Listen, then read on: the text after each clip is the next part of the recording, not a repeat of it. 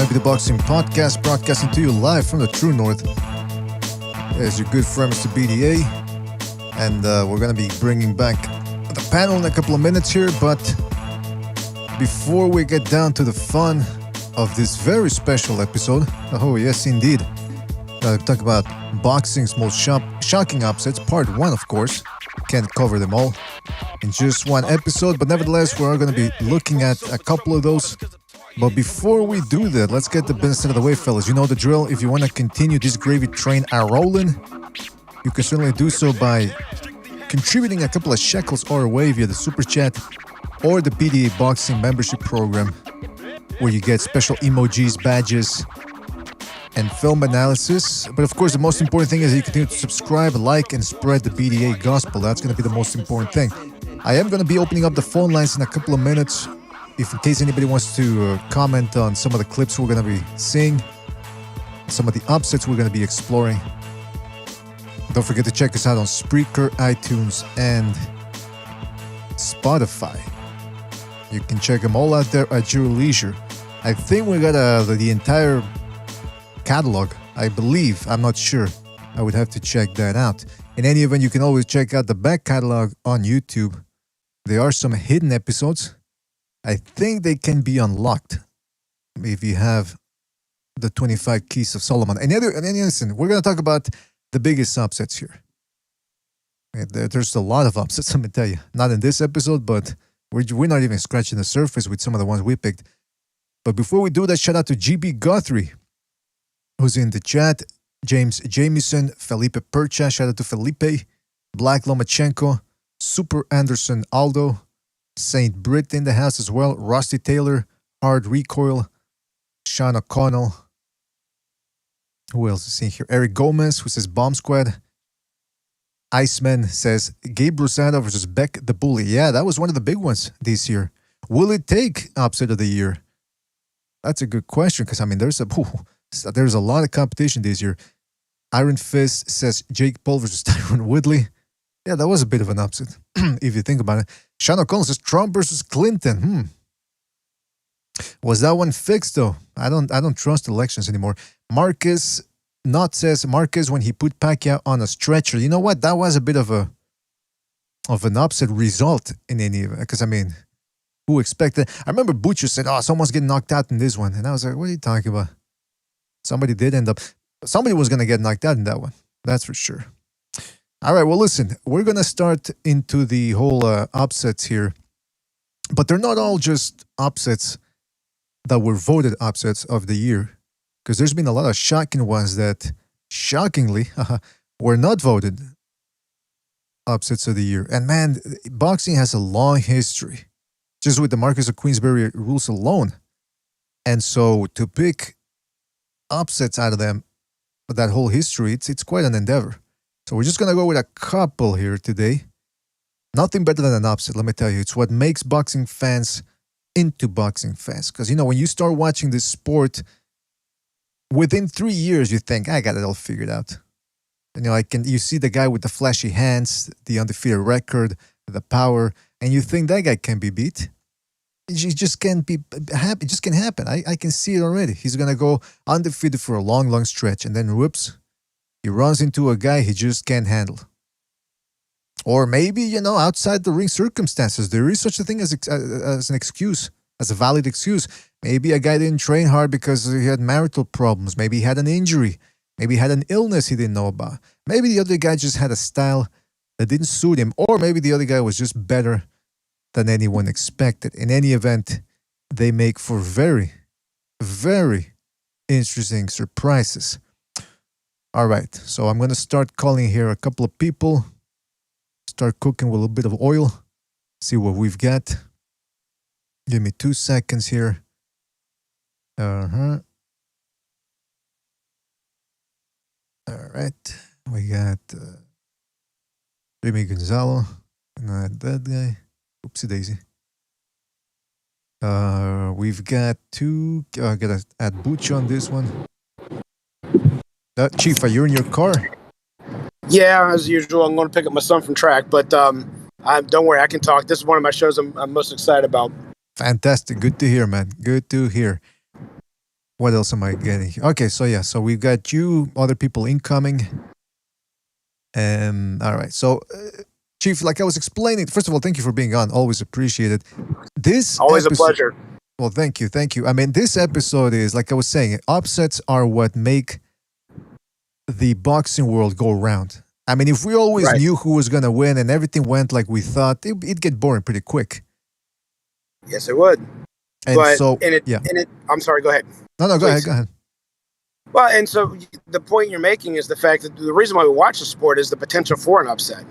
And when we keep watching fighters like, I can't think of anything at the moment, but when they keep putting some of the guys in soft, like they've been doing with Devin Haney and Tank for a while, and there's just not an aura of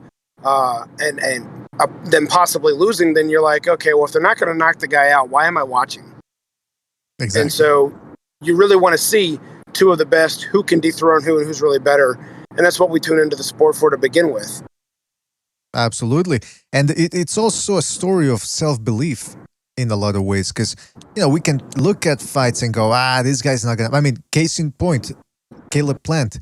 In the Discord, a lot of people are talking about, well, what can Caleb Plant do to pull the upset? And what happens if he pulls the upset? Most people don't believe he can, but he seems to believe it. And the history of boxing is rife with people who believed in themselves where nobody else did, and they end up pulling off the upset. So yeah, we're gonna be talking about a few of them, I'm sure. Absolutely, the possibility of the upset is what excites us, and as boxing fans, some of them can gain credit, prestige by saying, "I picked the upset. I saw something you guys didn't." Haha. So hey, there's a currency there. We also got Gonzalo dropping by. Gonzalo, you there? Hey, how's it going, Mr. BDA? It's going good, Gonz. Hey. Thank you for being on, man. Yeah, we're talking about upsets here. We're going to be talking about upsets, and there's a lot to pick from, man. Some of the ones that I picked here, again, it's part one, so don't scream at me if you don't see Mike Tyson, Buster Douglas, or any of the other top upsets, all right? We're just starting off here. And not all of them were voted upsets of the year, all right? Some of them were just shocking ones that ended up going under the radar that just couldn't be picked because you can only pick one upset of the year. So this one, that's what we're going to take a look at. Knott says, Rolly when he stops Tank, BD. I mean, come on. Hey, I was rewatching Tank, Rolly versus Marinas. Man, that Rolly Romero kid is just too raw, man. Maybe he's improved within a year. I don't know. You never know. Again, that's upsets. That's what upsets are all about. Anyway, let's get started here. And then as people start dropping by, because again, every time we do one of these type of episodes, we say, we're going to go through them fast, but there's so much to say sometimes. We end up spending. It never happens that way. All right, first of all, let me start sharing the screen here with you guys. Whoops. Can you guys tell me if you're watching? You can see what I'm sharing? Yeah, I got it. And anytime you would like for me to lead in what was happening up to the fight, I'd be glad to take the lead if you would like. Fantastic. Yeah, absolutely. Gonzalo, can you see the screen I'm sharing? Yeah, sure. Wow. What a crazy fight. All right, wait. Let me just explain to you guys and to the people in the chat how we're going to proceed. We're going to take a look at the title of the fight we're going to be looking at. We're going to talk a little bit about what made it such an upset, the events preceding to it, just a little bit. Then we're going to take a look at some of the clips from the fight, the build up to the result, and then we're going to show you the result. And then afterwards, just a little bit of an aftermath synopsis. All right? Sound good for everybody? Works for me. Fantastic, fantastic. All right, so the first one in the docket. Now, this one was voted upset of the year in 1997, and we're talking about Vince Phillips versus Tszyu. Chief, you want to give us a little insight into this fight? So Tszyu was undefeated fighter from Australia. I think he won the title in his 15th fight, and he was just clearing guys out in Australia. Vince Phillips had his last big premiere fight was against Ike Corte on HBO on the undercard to Pernell Whitaker, where Fredo Vera won, and he got blown out in 3 rounds. I have to validate this, but I think that Corte and Tszyu may have fought in the amateurs. Oh, really? And I'll go back and do my research on that one, and I'll verify that one. But it obviously won't be for this show. Anyway, point being, Tszyu thinks that he's just as good as everybody else out there, as De La Hoya and the rest of them, because of his amateur career. And so he thinks, oh, Vince Phillips, 3 rounds, I can do that, and we'll go from there. Yeah, I mean, because Vince Phillips had built himself a nice little career at junior welterweight. He ventured over to 147 to fight Corte. And by the way, Corte, for those of you that don't know, Corte was a monster, or considered a monster, at 147 in what was a jam-packed welterweight division. De La Hoya was soon to go there. You had Felix Trinidad, and Whitaker. Chavez was campaigning at 147 at that point, I believe, unless he'd gone back to 140, or he was about to go back to 147. In any event, there was a lot of campus, Jose Luis Lopez. Yeah, Obakar. I'm sorry to be No, it's okay. Yeah, it's adding to the conversation. I mean, it's like you said, and Tszyu, this was in the heyday of HBO, right? Yes. I think this was an after dark fight, but yeah, it was up there with HBO being the king of boxing at the time. They were actually beating Showtime with their stable of fighters they had to show. Hey, by the way, I didn't play that HBO soundtrack. It came up because shout out to the Boxing Lounge, who just joined the BDA membership program. Shout out to the Boxing Lounge. Thank you very much. Very fortuitous that just as he joined, he started playing the music, and Chief was talking about HBO. But yes, HBO, they were beating Showtime. Showtime was competing. They had a good budget, but HBO was the place to be at that time. And it just so happened that they had the Golden Goose, De La Hoya, and they wanted to put Tszyu in there with him. But all Costas had to do was get past Vince Phillips. On paper, hey, doable. Why not? Before we continue, shout out to Michael Poe, who just donated a super chat. He says, Lopez sucks. No reason, just feeling like that. By the way, hello everyone, enjoying your videos. All right, shout out to Michael Poe. I think he's talking about which Lopez. I'm gonna go ahead and suppose he's talking about Teofimo Lopez. If you'd like to clarify, Michael, just write a comment in the chat. You don't have to super chat again, but always appreciate it, Michael. Thank you for your contribution. Gonzalo, you got anything to add about this fight before we continue into it? I just recalled that. Well, by the way, Vince Phillips, he was good enough to beat the likes of like a Lupe Aquino. Lupe Aquino was a good fighter. Yeah, very tough. Very strong. Yeah, very tough dude. I heard he knocked out some dude in prison who wanted to use the phone. Fucking Lupe Aquino just flattened him out with one punch. He's a badass. Very interesting story. I don't know. He knocked some dude out in jail. All right. Let's go. Talk about, somebody drawing you into a firefight, and that's what happened. Trying to prove that your toughness, how macho you are, into a slugfest, and that's what I saw when I watched the fight many years ago. But anyways. Yeah, that's a great way of putting it, because, let's take a look at the build-up to the result. From the get-go, hold on a second. I'm not putting it here on the screen. From the get-go, Phillips was just landing with that right hand.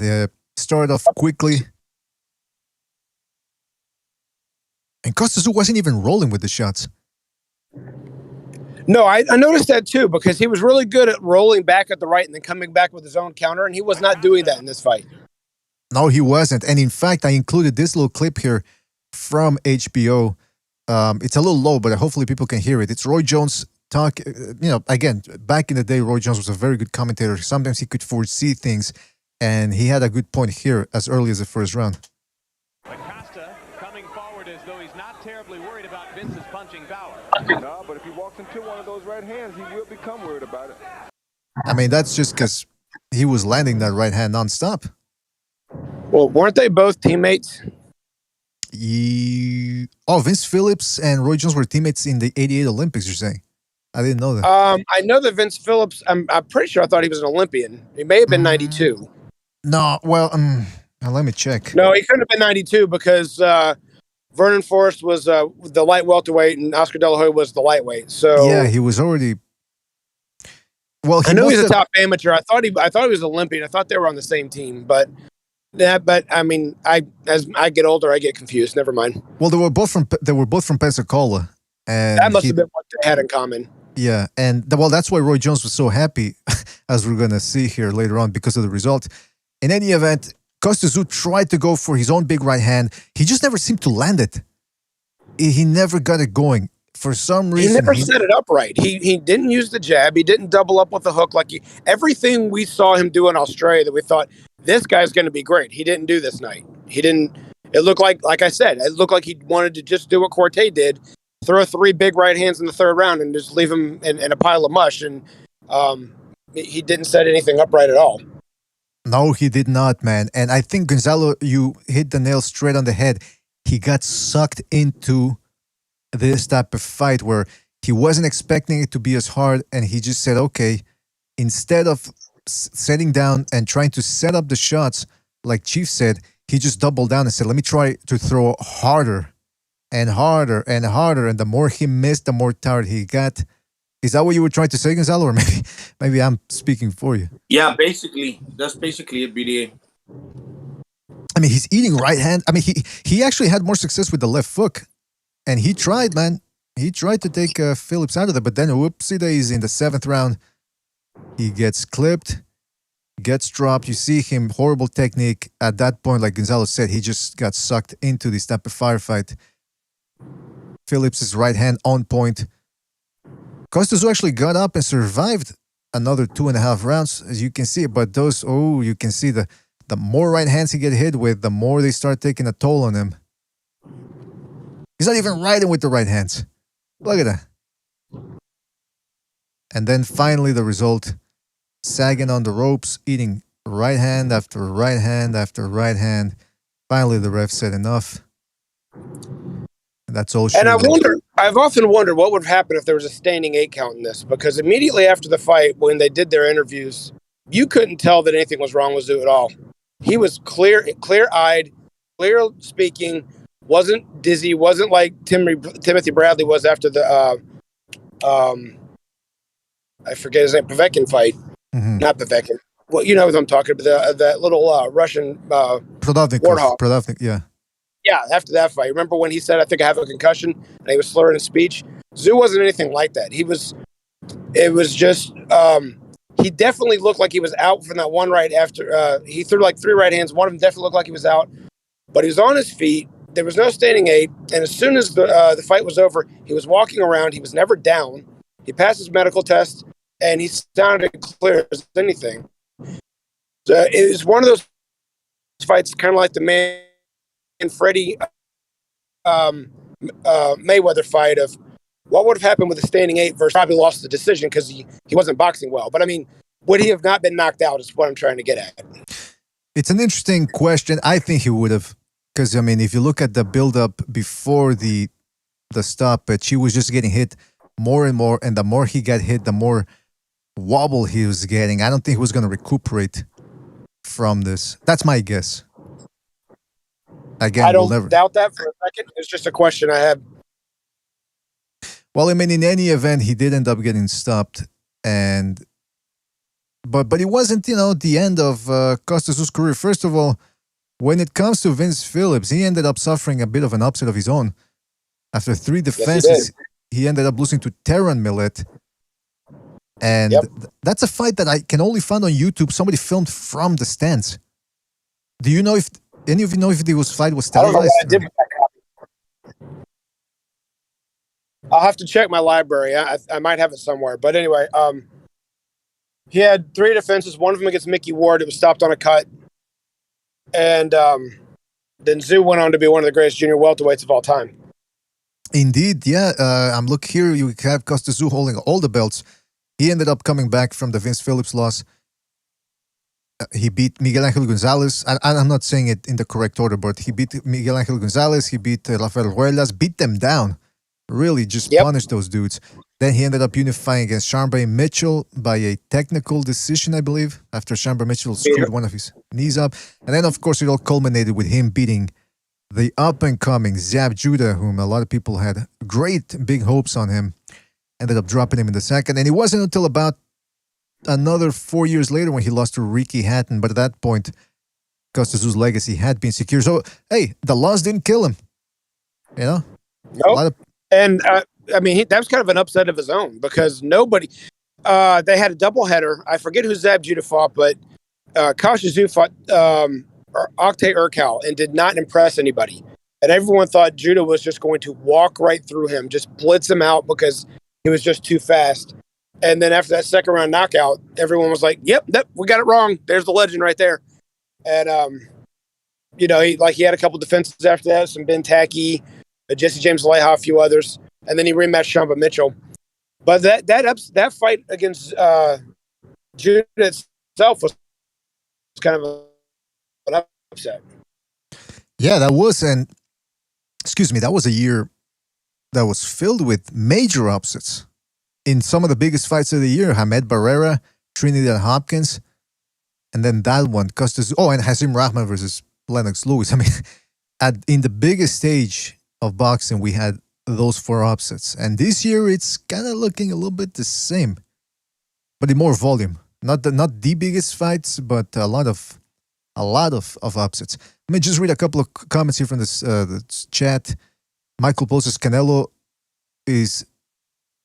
the fuck is he saying? Canelo's going to play William Wallace in a Mel Gibson directed movie, okay? Straight G Tour says he wants to join the Manny team. Costa Tszyu with that rat tail, says Generic Villa fan. David H says he used his jab, as you can see. He was consistently in range of that right hand instead of moving to his own right. Yeah, just Costa Tszyu just wasn't avoiding that right hand.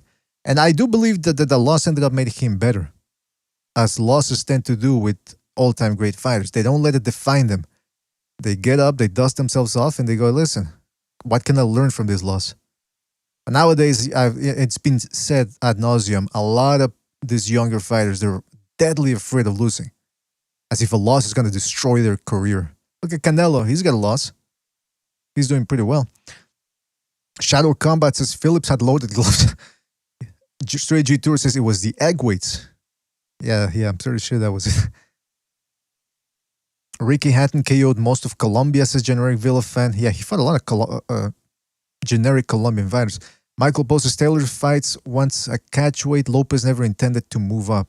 All right, let's continue here with this list here of some of the best, most shocking upsets. We're going back to June the 6th, 1988. Knockout Night, I believe. Something like that was the name of the event. Chief, you got any memories of this as we go into the...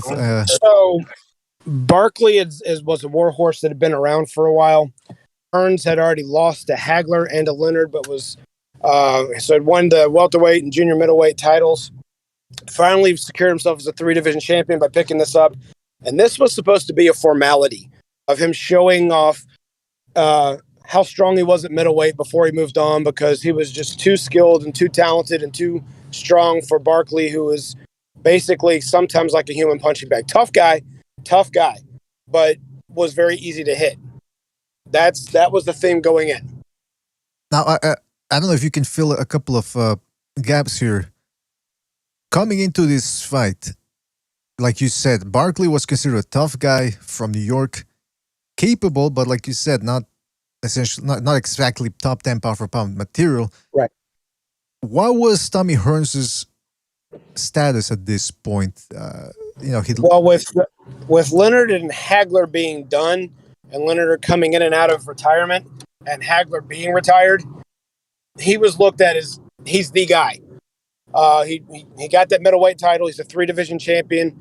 Yeah, he's got 2 losses on his record, but it's the Leonard and Hagler, so everyone kind of forgives that. So everyone's looking for him to be like the star of the sport. And this is supposed to be like the big coming out party of he's going to destroy this big, strong man in Barkley like no one's done before.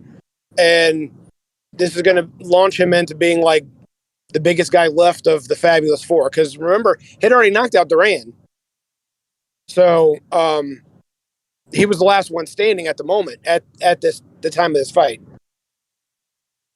And he also, if I'm looking here, Wikipedia, he flattened Juan Domingo Roldan, right? Who gave Hagler a couple of problems. So that just probably added to his shine, as it were. I think that's who he beat for the title was Juan Roldan. It was vacant. Okay. And yeah, think he got stung in the first round, and the referee had a hard time breaking him. And then once he cleared his head, he just like flattened him, like you said. Gonzalo, you got anything to add about this fight as we go into it? Yeah, well, I happened to watch what's it called, Iron Barkley versus Roberto Duran yesterday, and Iron Barkley, he was good in the sense that he would double down. In the fight that I saw against Duran on the left hook, he would double down on the left hook, and when he got hurt, he would fight back more aggressively. I haven't watched this fight in a while, but that's one of the traits and the correct characteristics that stands out about Iron Barkley. When he would get hurt, he would respond more aggressively, according to what I saw in the fight against Duran, and he would double down with one single hand twice, that being the left hook. So he was pretty good puncher. You're absolutely right. He was that type of guy. When you hurt him, he became more dangerous. He liked to fight fire with fire. He liked to take the fight to you. And in a way, that's probably what gave Hearns a little bit of false confidence in here, as we're going to see. So again, let's go back to June 1988. Tommy Hearns versus Iron Barkley. Let's take a look here at the fight itself. Hearns, in the beginning, tried to walk Barkley into a big shot. Which big shot? The big right hand, of course. He was also doing a good job with the left hook, as you can see. Exactly. Wasn't a big repertoire weapon of his back at that time was to use that left hook, but the way he was whipping it to that body, and as you'll see as this goes on, before we get to the upset, because we know there's an upset here with Hearns being the champion, he was bending Barkley over with these body shots. I mean, it was almost like a number of those body shots. You remember when Vernon Forrest hit Shea Mosley with that one left hook, and Mosley yelped? It was like a series of those kind of body shots. And Barkley's just bending over and bending over and bending over, not just in the first round, all the way up almost to the fight's over. Yeah, when those tall fighters decide to whip those long arms to the body, it can look painful. It looks like it's a nerve-pinching type pain when they hit you with those hooks. Now, I included a part of the commentary here from the legendary Gil Clancy, who was doing the commentating for this fight. And again, just like Roy Jones sort of predicted the future there with the Vince Phillips fight, so did Gil Clancy here. Let's just hear what he had to say here. Hold on a second. It's going to come up here real quick. As you can see, both guys trading. Tommy has one bad fault. He throws beautiful punches, fast hands, power. But a lot of times after he throws a combination or hits you with a punch, he drops his hands and poses. That's taking like they call it, admiring his work, which is not something you want to do against a guy like Gonzalo just described, Iron Barkley, a guy who's willing to bite down on that mouthpiece and just swing for the fences. Throws a combination or hits you with a punch, he drops his hands and poses. So Hearns continued playing, trying to use Iron Barkley as a punching bag here. But like you can see here, Barkley, okay, you hit me, I'm coming after you. I'm not going to go on the defensive. A little bit like Jermell Herring did this past weekend. No offense to him, but Barkley just had a different disposition. Oh, and speaking of those body shots, I included 2 body shots here with sound just to illustrate what Chief was talking about. So let's take a listen at some of this. I mean, I love body shots, man. I can't say it enough. I love me some body shots. And tall guys with power, oh, I'm not going to go to the body because I can get caught. Yeah, that's a possibility. But you're also wearing the... I mean, listen to this. And here we see more... Barkley was groaning from some of those shots. I don't know if we can get the footage of that, but Barkley was actually groaning, bending over from some of the shots. So when Hearns leaving his hands down and taking a few of these right hands early, everyone likes to say that Tommy Hearns couldn't take a punch. You know, you look at all those punches he took from Leonard before he finally got stopped. Look what he took from Hagler in that first round before the third round caught up to him. Barkley's a big puncher, even though he's not overly blessed. Sorry about that. It's okay. So he's taking these shots. He's under the impression he can't be hurt because he's taking them so far and he's hurting this guy to the body big time. And, well, I mean, let's just say that protect yourself at all times is a rule for a reason. Absolutely, man. Yeah, I mean, it was just, he got overconfident, I guess is what you could say. Real quick, before we continue, shout out to Juan Gonzalez, a.k.a. John, the Americanized version. He says, love this type of shows, BDA/Bucho. Well, thank you, John. Glad you're enjoying it. I'm glad everybody else, hopefully everybody else is enjoying it as well. And don't forget to hit that thumbs up button and subscribe if you haven't done so already. So shout out to John, or Johnny, as I like to call him. All right, let's go continue here. So yeah, those body shots, as you can see here, doubling Barkley over, but maybe a little overconfident. Oopsie daisy. So he gets dropped just about the same when the way Gil Clancy said, well, actually, now that I look at it, he didn't throw a shot. He just slipped a jab, momentarily got held down there by Barkley, and as he's coming up as a taller guy, whoops, couldn't quite roll with that right. And then Barkley just pounced. And he never saw it, and he hit him twice. He hit him on the right hand, and he hit him once on the was like, oh, he's still there, so he hits him on the way down. Perfectly legal shot. It's one you don't see very often. Watch, he comes in, and fade there. That's the one I'm talking about. So he hits him, and then it goes forward just a little bit, and he's like, on the way down, he gives him another right hand. And I think that, Hearns' head hitting the deck like that. Now, Hearns got up from this shot before the count of 10, if I remember correctly, but he didn't have his legs. And these are the reasons why people think that he can't take a punch. When he did get knocked out, he got knocked out big. I mean, it's the ending is eerily similar to the Sugar Ray Leonard fight. Him sagging on the ropes this way. I mean, it's just maybe that's, some guys. Like the Hagler coming away too, because if you remember, he and Hagler went toe to toe. Hagler may have gotten the best of the first round. Hearns was outboxing him in the second round. Hagler goes after him in the third with a big. It may not have been a right hand because Hagler's a southpaw, but it was a big overhand shot, and then hits him with a shot against the ropes, and he goes down and out, just like this, boom, and bam, and just like with the Hagler fight, he hit him with two shots. He went down and couldn't get up. Yeah, I mean, that's a crazy way to knock somebody out, because you're dropping somebody with the same hand. You're doubling down on that punch, and sometimes I think that when you're fighting, you don't understand that combination coming to you. You assume that the fighter's gonna throw maybe a two-hand combo, but when you double down with the same hand, it's kind of unpredictable. And we saw that Iron Barkley could do that. He could double down with one punch, and fighters, the punch that hurts you the most is the punch that you don't see coming. Exactly. That's what happened right there. No, you're absolutely right, Gonzalo. Like Chief, you and Chief said, man, he didn't see that one coming. Yeah, it's interesting though, because I mean, he got held down there a little bit too, but at the same time, he's a taller guy in there against a big puncher, a brawler. I guess he just got overcome. Yeah. It's kind of like karma for what happened to what he did to Duran. So you remember, he hurt Duran in the first round. He knocked him down in the second round. Duran wobbles against the ropes. He throws a jab down to the body. Duran goes to pick it off. And the way Hearns was standing, he was standing outside of Duran's left shoulder. So when he goes to launch that right hand, Duran can't see it at all. If it's like nowhere in his vision. Plus his vision was probably a little cloudy from, his head being dizzy from getting knocked down. And just wham! Never saw it. Face first. That's it. Good night. Kiss the wife. It's over.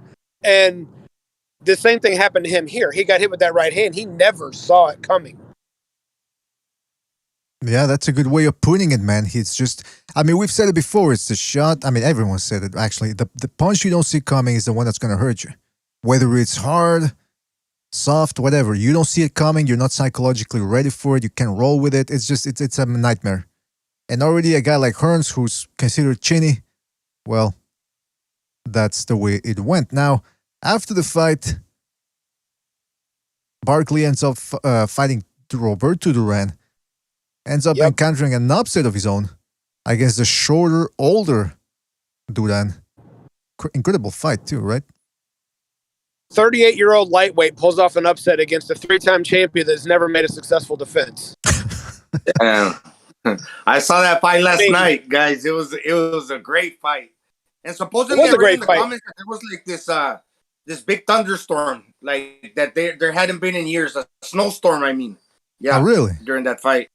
Huh. I was scrolling down through the comments. It was a great fight. I thought Barkley was actually edging the fight out. He was winning.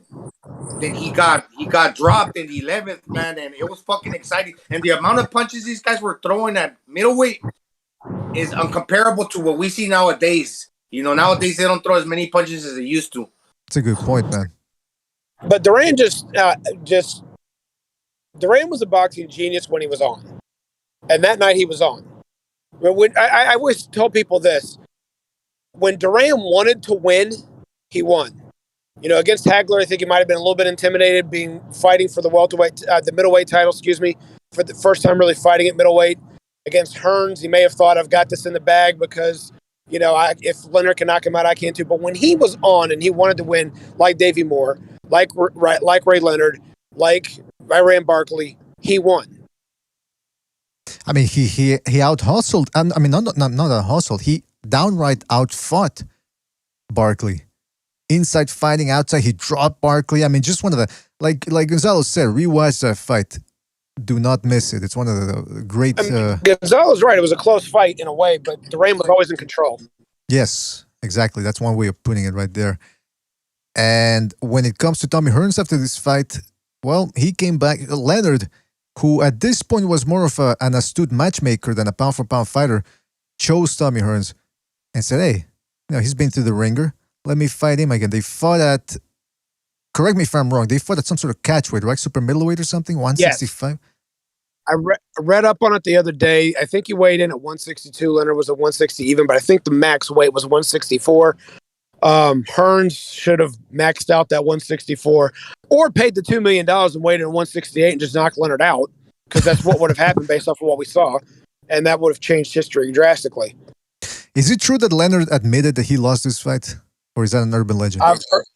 I've heard a lot of times when he tried to postpone it, but I heard somewhere, and I don't remember if I literally heard the interview, if I just heard enough people tell me that he finally admitted it, said, yeah, I should have lost that fight. But I you know what? It was an all-action fight. The rounds that Hearns knocked Leonard down were clearly Hearns rounds, but there were rounds that Leonard had Hearns on Queer Street. The only thing keeping him up was the ropes. Like, it wasn't like the Holyfield-Burt Cooper situation where, he fell on the ropes and that's all that kept him up. But, like, he was leaning against the ropes and taking a pounding, especially in that 12th round. So it was a closer fight than people remember. They just remembered the big knockdowns. But, yeah, Hearns clearly, when he landed those big right hands, Leonard went down. Yeah, because Leonard hurt him, too. It's an entertaining fight. But mostly, you know what? It's interesting. Tommy Hearns, at this point in his career, had never really been outboxed. He lost to Hagler by stoppage, lost to Leonard by stoppage, even though he was winning the first time. He was beating Barkley, as we saw earlier, but he just ended up, he's like almost like a high version of Amir Khan. That's the only way I can put it. I understand what you're saying there. There's a lot of people who get mad at you for saying that, but I understand what you're trying to say. Like, never wins that really big win against the biggest names. He'll win titles and he'll set records, but when you look at the upper echelon of guys that he fought, other than Duran, well, he beat Benitez too, though. And he beat a Benitez who was at the top of his game, who had just knocked out had beaten Duran, and before that knocked out Maurice Hope with one punch. So he did have his share of big wins. It wasn't just like Steve Kim said about Mikey Garcia. Can you name a big win? He's won titles in different weight classes, but what was his big win? You actually can name Tommy Hearns' big wins. It was Wilfred Benitez and Roberto Duran, two Hall of Famers. Mikey Garcia doesn't have that. Right, absolutely, man, absolutely. Saint Brit in the chat says, "Don't do Tommy Hearns like that, Mr. BD." No, I'm not saying he's Amir Khan, but what I'm saying it's the same type of fight where Amir Khan, up until Crawford, no one had really outboxed him before. He was the one outboxing people, and then whoops, he ended up getting caught. And that's what I'm saying about Tommy Hearns. In the ring, he would get the best of guys. They couldn't outbox him, but then they would catch him, and yep, that's all she wrote. I mean, that's the way it goes. Speaking of that's the way it goes, we got Jimmy and Recognize dropping by. Guys, can you see the screen I'm sharing here? Very nice. Yes, I can. Fantastic, fantastic. Like I said, we're enjoying some of history's greatest upsets here. we just watched Vince Phillips versus Tszyu and Iron Barkley over Tommy Hearns. Two good upsets there. That's what the upsets are all about, man. They keep us going as boxing fans. If you think about the upsets we've had this year, Lara versus Warrington, Valdez versus Burchell, although that was only an upset to us, not to Gonzalo, because I remember Gonzalo picked Valdez.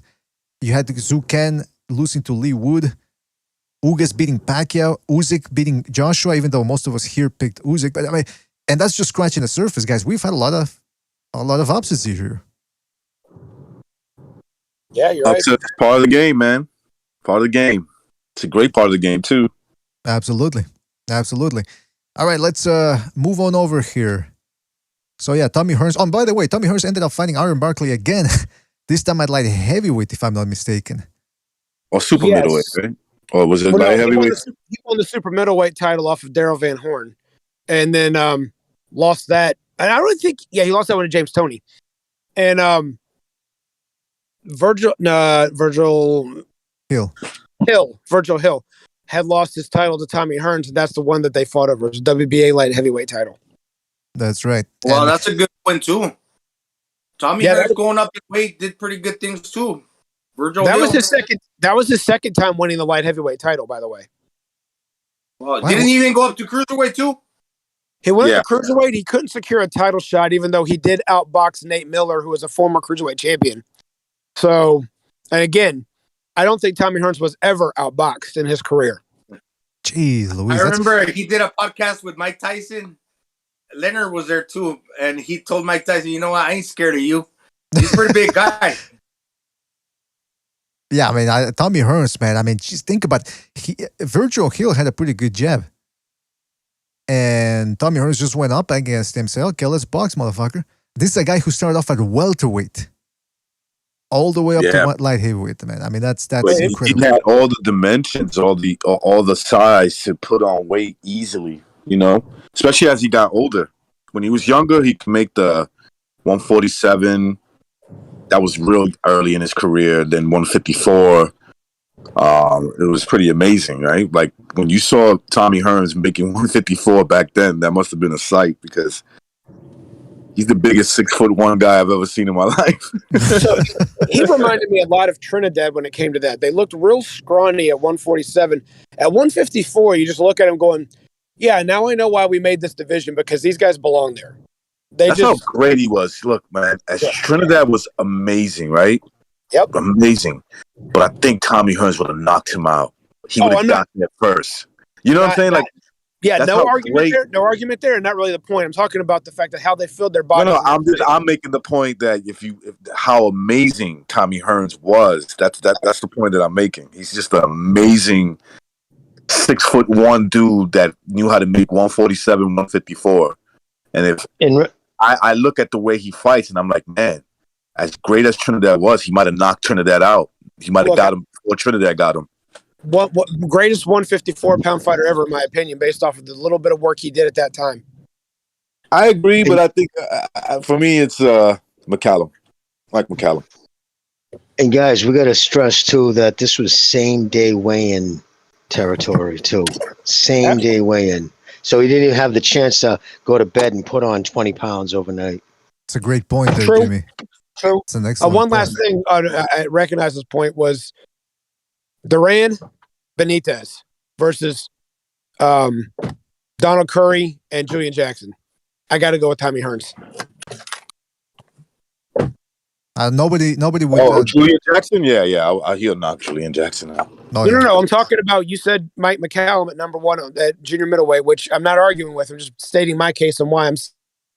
Yeah, you could go either way. Either way, man. You're right. Listen, Tommy Hearns was fucking amazing at 154. He's amazing, bro.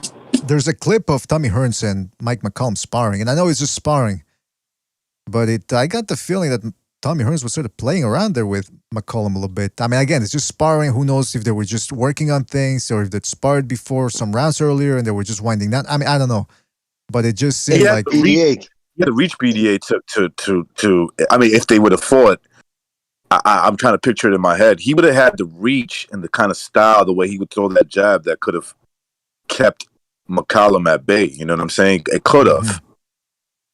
I'm not saying it would have. I'm saying he could have. You know. Yeah, And BDA, to your point, Mr. BDA, about sparring Tommy Hearns, if you went up to the Kronk back in the day, you better pack a lunch if you plan on sparring. I mean, they sparred. They made it a point. Like, the one thing about Stewart, he made a point to spar his kids tough because he was smart enough to know there was too many great gym fighters. You know what I mean? But when the pressure was on and people are really throwing punches hard, they tend to, curl up. So he would expose them. They would expose themselves during sparring. And that's what he always used to know if somebody had it. Because he wouldn't fuck around. He'd throw you right out of the gym. He wouldn't waste his time with you.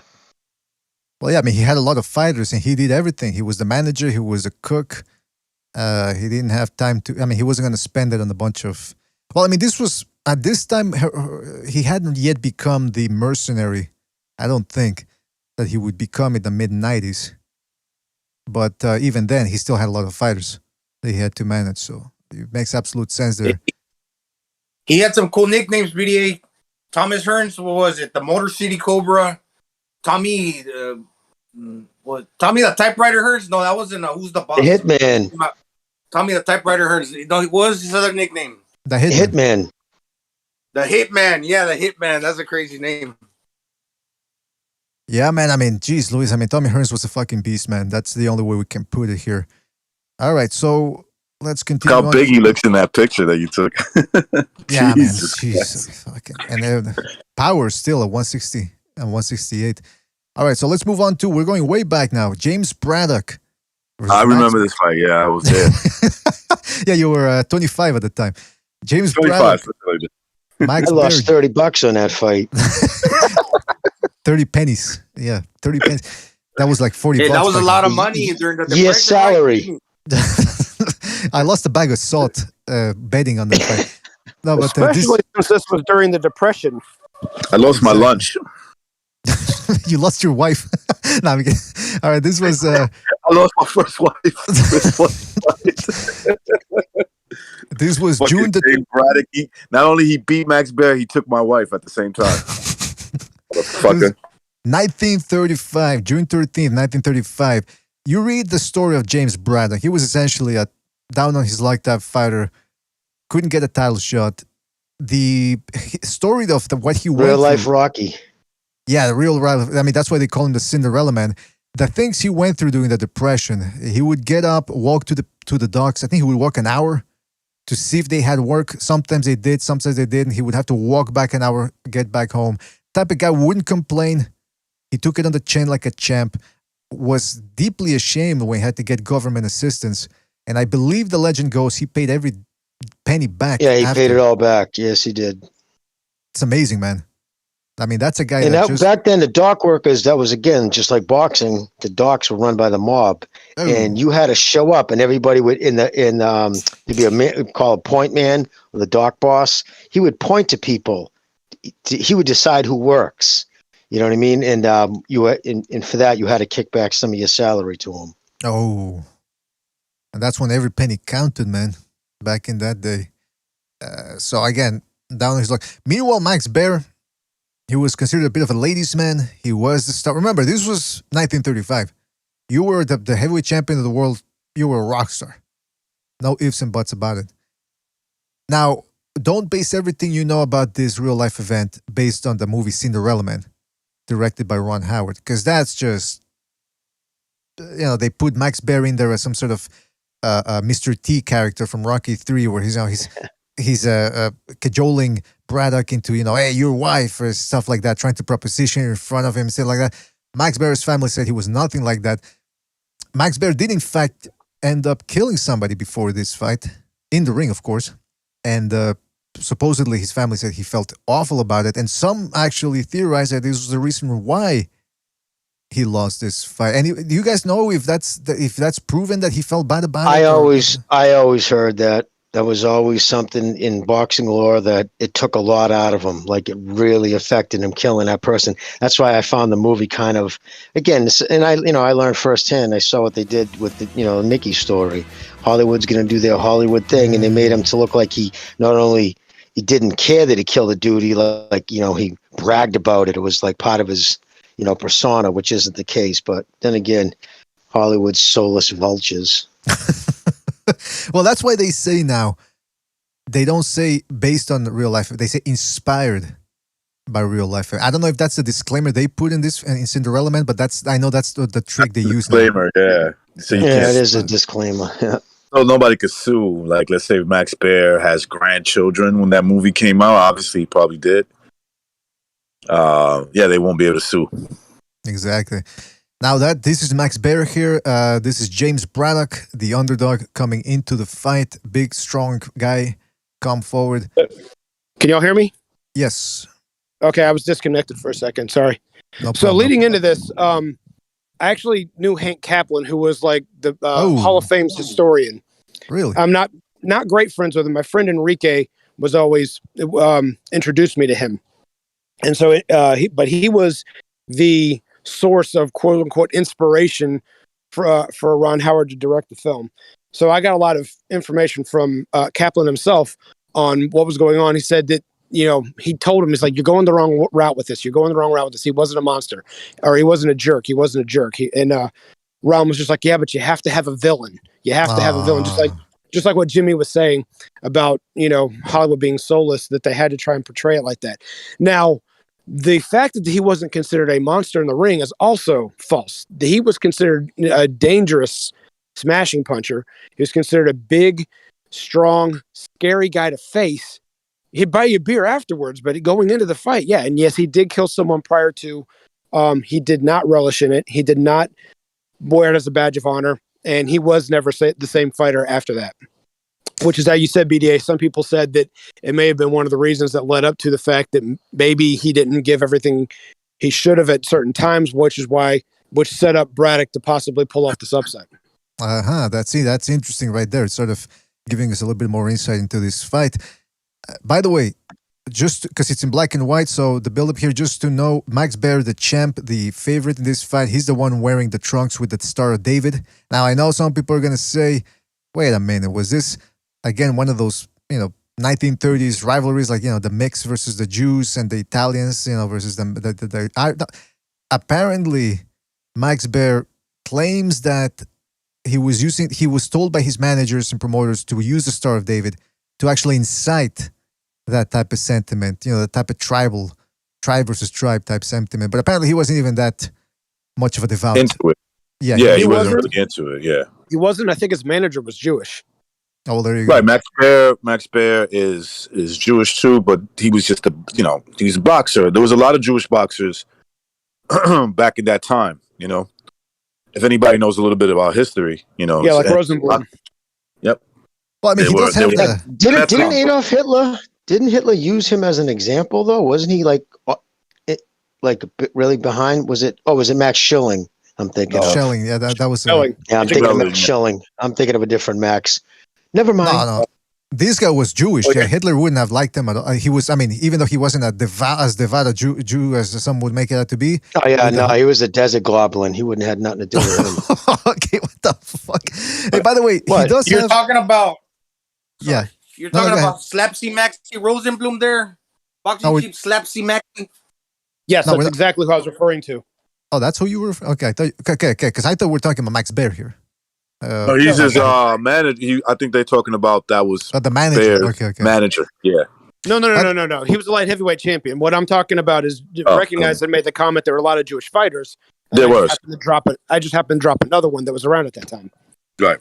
There's the type of knowledge you get hanging around Hank Kaplan, let me tell you. By the way, Max Baer, he does have Jewish type hair. Look, he could have a nice full Jewfro if he really had gone for it. Don't you guys think? Shape here, like this picture, like I see Max Baer like later pictures mostly, and it's him like big, fucking just a big brute looking dude.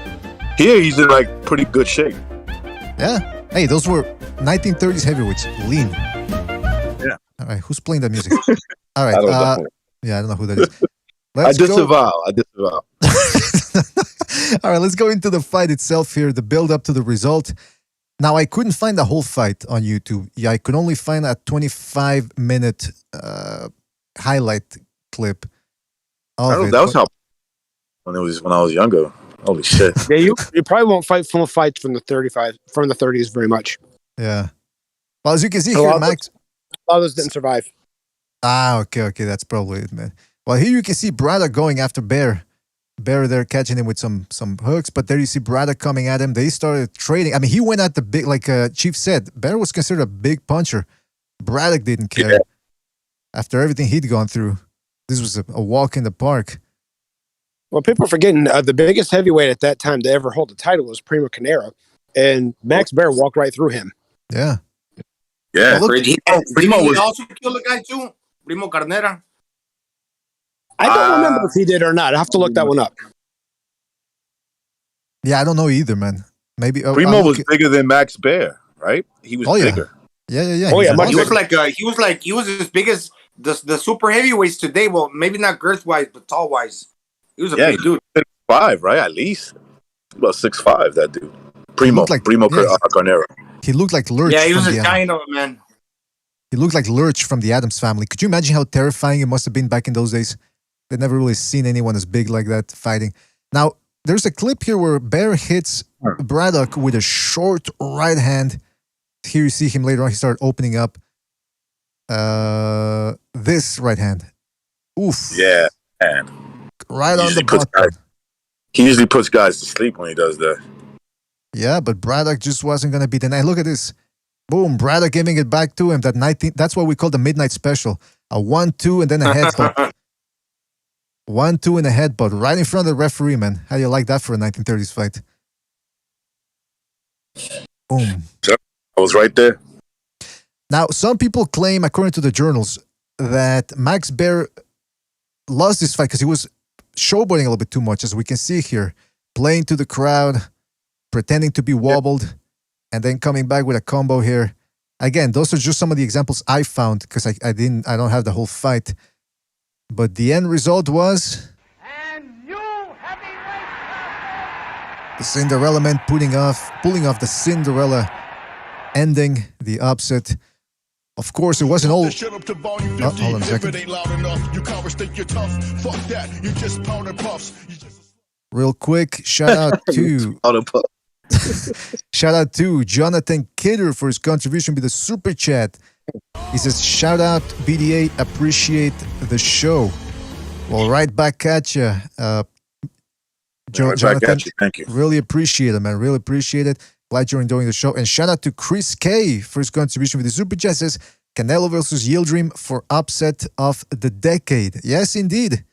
Upset in the sense that it upset all of us with that horrible result. I was that rap music going off in the background while you have the image of the 1930s black and white picture is kind of crazy when the dude's going down. Yeah, it sort of fits a little bit there, right, Gonzalo? By the way, somebody asked me to pull up a picture of Primo Carnera. This is the weigh-in for the fight. If you guys watch on... Well, actually, let me share it real quick with you guys on the Discord, too, so you can see what I'm talking about. Fucking Primo Carnera standing... He's got like some sort of tap dancing shoes or something. And Baer is standing on a bit of a platform. And even then, Carnera looks... Look at him. He looks like something out of the Addams Family. Dude, he was huge. He looked... I think he might have been like close to 6-7 feet. Well, I just looked it up. They have measured a 6'5.5" on BoxRec. Jeez, so Luis. It just tells you how much smaller guys were back then for him to be that much bigger. Incidentally, both Max Baer and Jim Braddock and their consecutive fights after each other both lost to Joe Louis. Yeah, that's an interesting tidbit right there. We're gonna get to it, but yeah, Primo Carnera, man, jeez, Luis, just an awful fighter. But that picture of him right there. Look at that. What was that guy's name? Valuev from Russia. Yeah, he was. Yeah. You're right. That's a good one. He was the Valuev at that time. They're both clumsy. They look like they should be like ultra powerful people that can just destroy you with one shot, and they weren't. But check out the guns on the dude, man. The dude had some guns, like he was using modern technology of today and shit to get those. He was a specimen. They call those the BDA arms. That's what. And you know what I always look at, man? The mitts. Look at the mitts on him too. Yeah, big ass. BDA bumps. That's right. That's where actually Carnera actually means BDA in Italian. Just a little factoid for everybody. Yeah, I can see that. Yeah, Carnera, BDA. It makes sense. That's right. And I'm a better boxer than him. That's the difference. Well, most people were, yeah. Well, some things just don't have to, some things go without saying, BDA, Yeah. Thank you, Jimmy. Really appreciate it. My son, who's getting into boxing now, is better than him. He had better form. He has better form than he ever had. I mean, we could go on about Primo Carnera, that he was manufactured at that time because of his size. But all right, hold on a second. This I'm trying. I think Thunderdome was making a comparison between him and Wilder. It's not yeah. I'm sorry. So, I think you and I were talking about this the other day, but I was talking to somebody about boxers that could translate over. And in today's game, against maybe the Joshuas and the Klitschko's, I wouldn't put a lot of money on this. But Dempsey versus Wilder. Jess Willard was 6'6", just like Wilder. Limited, just like Wilder. Slow, just like Wilder. Powerful, just like Wilder. And Dempsey destroyed him. Could Dempsey have possibly, with his skill set, have troubled, if not possibly upset, Deontay Wilder? Probably. Not the rest of them, because remember, the rest of them have more to their game. That's the way they fight back then. I'm saying modernize his fighting skills. That's what you got. That's how I look at it. You put that style and put it in a modern day style. Compare him to somebody that was built like him, and then put him in there against Wilder. Well, so size-wise, if you put the right nutrition in him, he's similar to Usyk, and maybe a little bit shorter. But yeah, I can see someone like Dempsey or if you just take Wilder for being the overachieving limited fighter that he is and drop him back in the 20s to where he's never seen Muhammad Ali or anybody else like that. He's just this big guy that can punch hard. I can see Dempsey possibly pulling that one off. Well, it's like we're watching these upsets, and if we go back to the beginning of the show, when Tszyu got knocked out by Phillips, Wilder's one of those types of guys that he goes into a fight trying to rip your head off, but then he could get knocked out like he did against Tyson Fury. It doesn't take a lot of skills to do it. I mean, we're talking about boxing though. I mean, it's got to be a fighter, not just like a regular guy from the street. But yeah, he's kind of limited in that sense. Right. That's the reason why I'm specific in that specific fight. Like when you started mentioning Lennox Lewis, the Klitschko's, guys that have been, and I mentioned, Vladimir and Lewis were kind of chinny, but at the same time, they had so much more to their game. Wilder doesn't. Even though he may have a better chin than both of them, it's not going to take long for someone like Dempsey to say, okay, this guy's got one right hand. All right. Check. What do I have to look out for next? Nothing. Okay. I got this.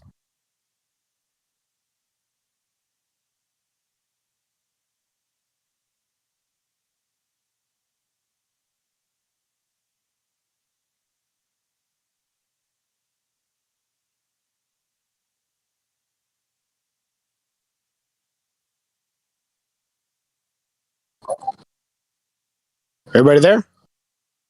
Hello. Yeah. Okay. Did it go dead on everybody? Yes, it did. Yeah, I thought it was just me.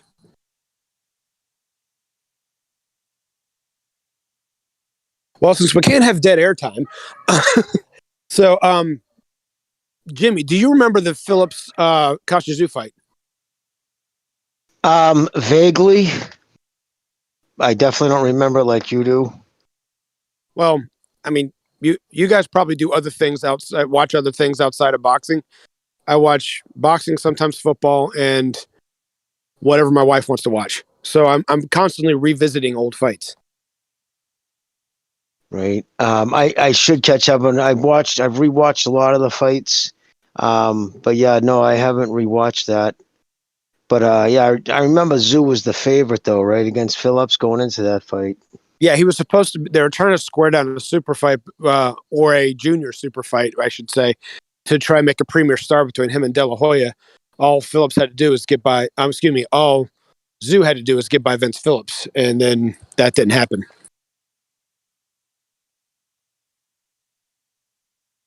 But yeah, we're talking about. Go ahead. Well, I was gonna say with Vince Phillips, I believe he's the dude who.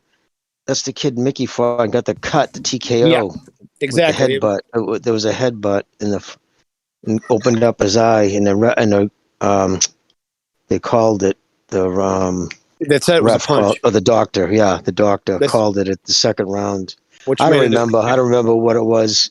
What exactly caught the cut, but I remember Mickey was furious that they called the fight because he wanted to continue to fight. But Are you guys talking about Mickey Ward versus Vince Phillips, or? well, yeah, he was. I was just mentioning that's what I remember about Vince Phillips the most was that fight being called after 4 rounds, or what I remember was quick. It was a stop from a cut. A little bit like the Jesse James Leija fight years later. Yeah. Ended up being stopped. It's funny. The ironic thing about that one was just before that, Leija had fought Camacho. You remember they had a clash of heads, and even though there was no cut, Camacho said, I can't see. I don't know, I just can't see. And Leija's just belittling him left and right. And you're not a real fighter. Then the same thing happens with Mickey Ward, and he's in the corner. I can't see. Yeah, that's why you shouldn't. So wait a minute. If he wasn't a man for doing that, what are you, Jesse? Oh, now you know what? I like Jesse James Leija, a legendary fighter himself. I do too, but it was just that situation. It was just like Corrales going off on Castillo for their third fight when he couldn't make weight, and then just belittles everything about his integrity, and then goes in against Casamayor in his next fight. And what does he do? Oh, he misses weight. Yeah, exactly. Perfect example. Sometimes you gotta, if a guy screwed up, don't harp on it too much because you never. It's like in the Bible says about the plank in your. What's the quote again, Chief? The plank in your eye. Don't worry about the speck in your neighbor or your brother's eye when you have a plank sticking out of your own. First, take the plank out of your own eye, and then help your neighbor get the speck out of his. Jeez, Luis, perfectly said, man.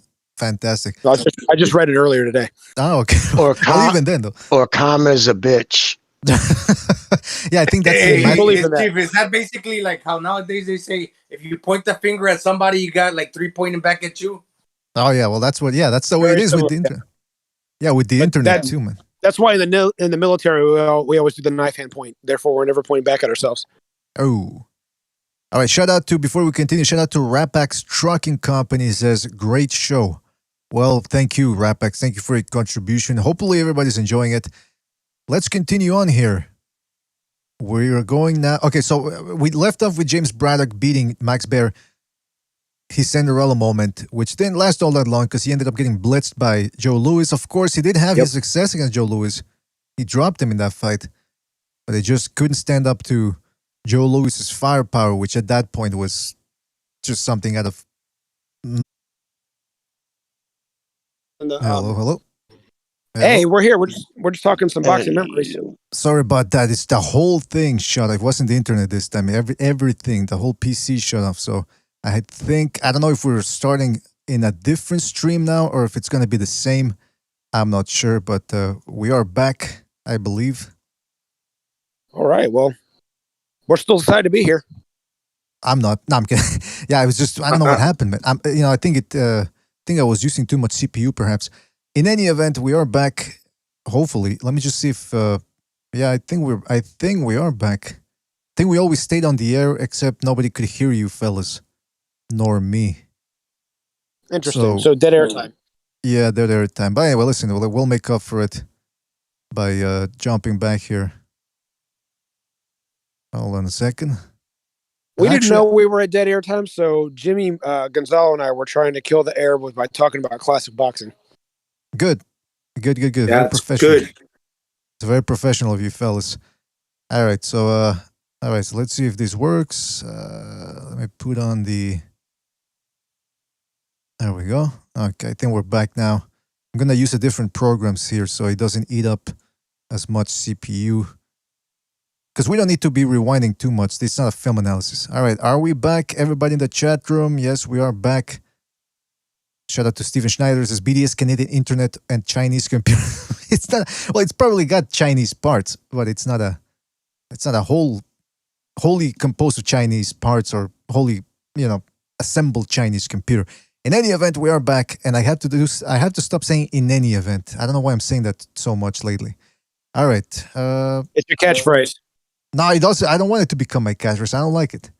I'm actually going to start stealing Jimmy's catchphrases. Think about it, dude. Or, of course, put it this way. That's what Jimmy always says. Put it this way and think about it. You can use mine. Long story longer.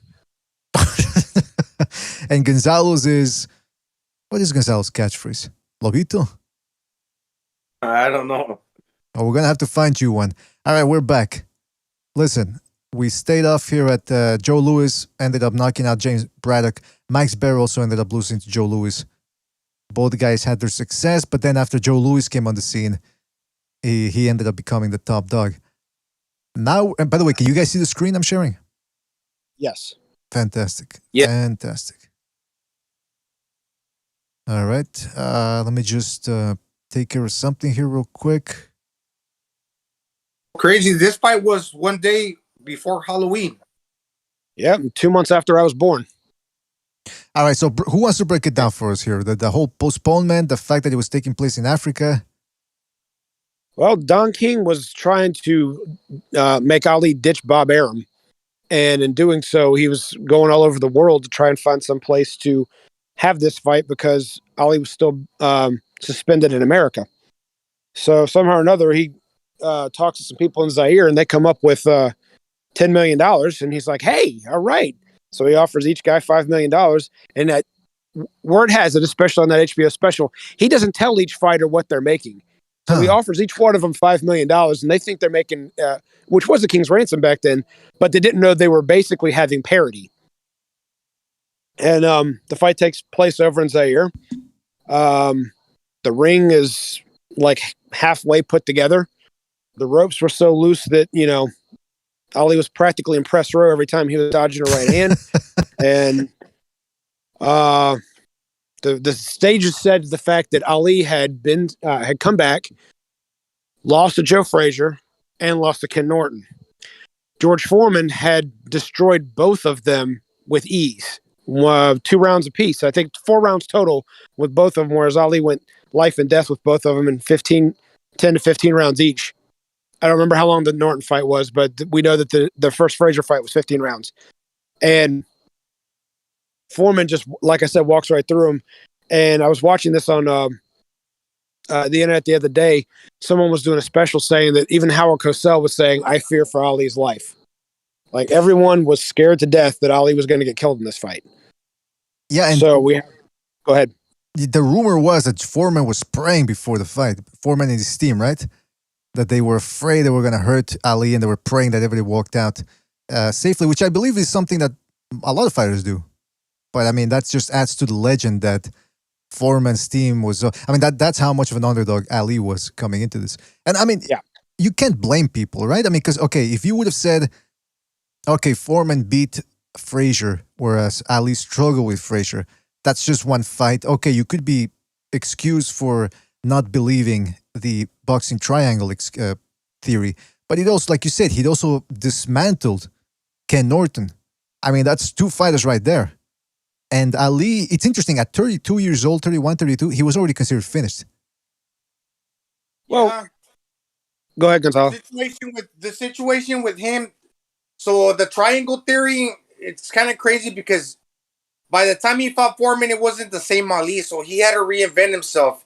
And although he had a lot of knockouts, he wasn't really ever considered a puncher. Once he lost them legs, it was hard for you to conceive that he could fight a puncher like Foreman and win because the legs were gone. So he was able to do what he did and still get around the power and, make his magic happen. And, knock out Foreman. And another thing that I don't know, because I was just born when this happened, but I mean, when Ali was coming back around, I mean, he struggled a lot with Oscar Bonavia, a much smaller guy than George Foreman. Even though he knocked him out in the 15th round, there were rounds where those two were trading back and forth, and there were times that Bonavia was getting, I won't say the better of him, but was tattooing Ali pretty good. And then if people were looking at his entire career, they're going to remember Henry Cooper gave him hell twice. They're going to remember that, he probably should have lost to Doug Jones on the way up. And now they're looking at, well, not that he wasn't great, but you weigh all that into consideration when you're 32 years old and you've been off for this long. Can you beat somebody like this when you've had these up and down performances against fighters that are nowhere near as good or as powerful as George Foreman? Exactly. It just goes to show you boxing hasn't changed all that much. since back in the day. I mean, you look at a guy who's hit a bit of a slump and you go and you pit him against the guy who's at the peak of his performance. You go, well, this guy, I don't think he's going to cut it. Well, Ali certainly believed that he could cut it. And as he went into this fight against Big George Foreman, who was not the lovable lummox that we have today. No, this was a big, mean George Foreman. And, well, let's take a look at the build-up here. Ali tried to box like the old Cassius Clay. From the get-go, he ended up nailing Foreman. They let him know, hey, I'm not here to lie down. But, of course, as the fight went on, he ended up getting driven into the ropes more and more, and he was forced to fight off the ropes. Now, big question here. Did he know he was going to fight this way, or was this just improvisation using the rope-a-dope? Word has it was the word you said, improvisation. Improvisation. Yeah. But he went down to the ring either the night before or the morning of and moved around the ring and got used to it. And he leaned back against those ropes and he saw how loose they were.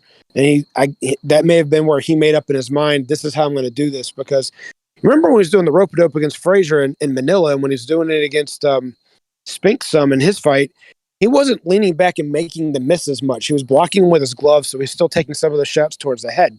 Mm-hmm. In this fight, he was making a miss altogether just because, not to the body, obviously, as we're seeing there, but some of those head shots. Look, so that one right hand that just got through, look how it's barely glancing him because he's able to lean back so far. If that would have been in America against real ropes, that fight, that punch still would have landed. Mm-hmm. Would it hurt him? I don't know. I'm not going to discount Ali's chin. But how many of these shots can you take from Foreman hitting the gloves like this? Frazier can't punch like Foreman. What's the other guy's name?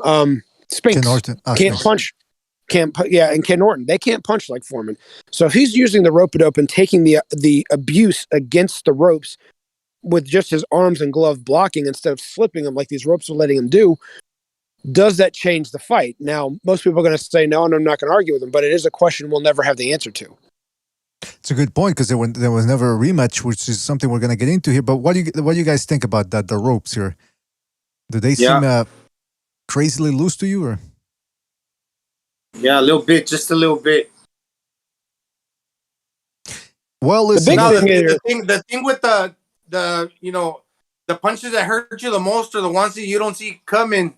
Especially that's true when you make the other fighter miss. If the other fighter fucking misses, he's soft at that moment. And if he misses, you fucking counter him back, those punches hurt. Exactly. But the key thing I'm noticing here is that as we know that Foreman's been a brutal puncher no matter what age he was. And he's teeing off on Ali's body. And Ali took these shots. He took these body shots. That left hook to the liver is not bothering him here. He's blocking some of them, but not all of them. And that's got to be noted, the fact of how tough he was. We already knew he was tough.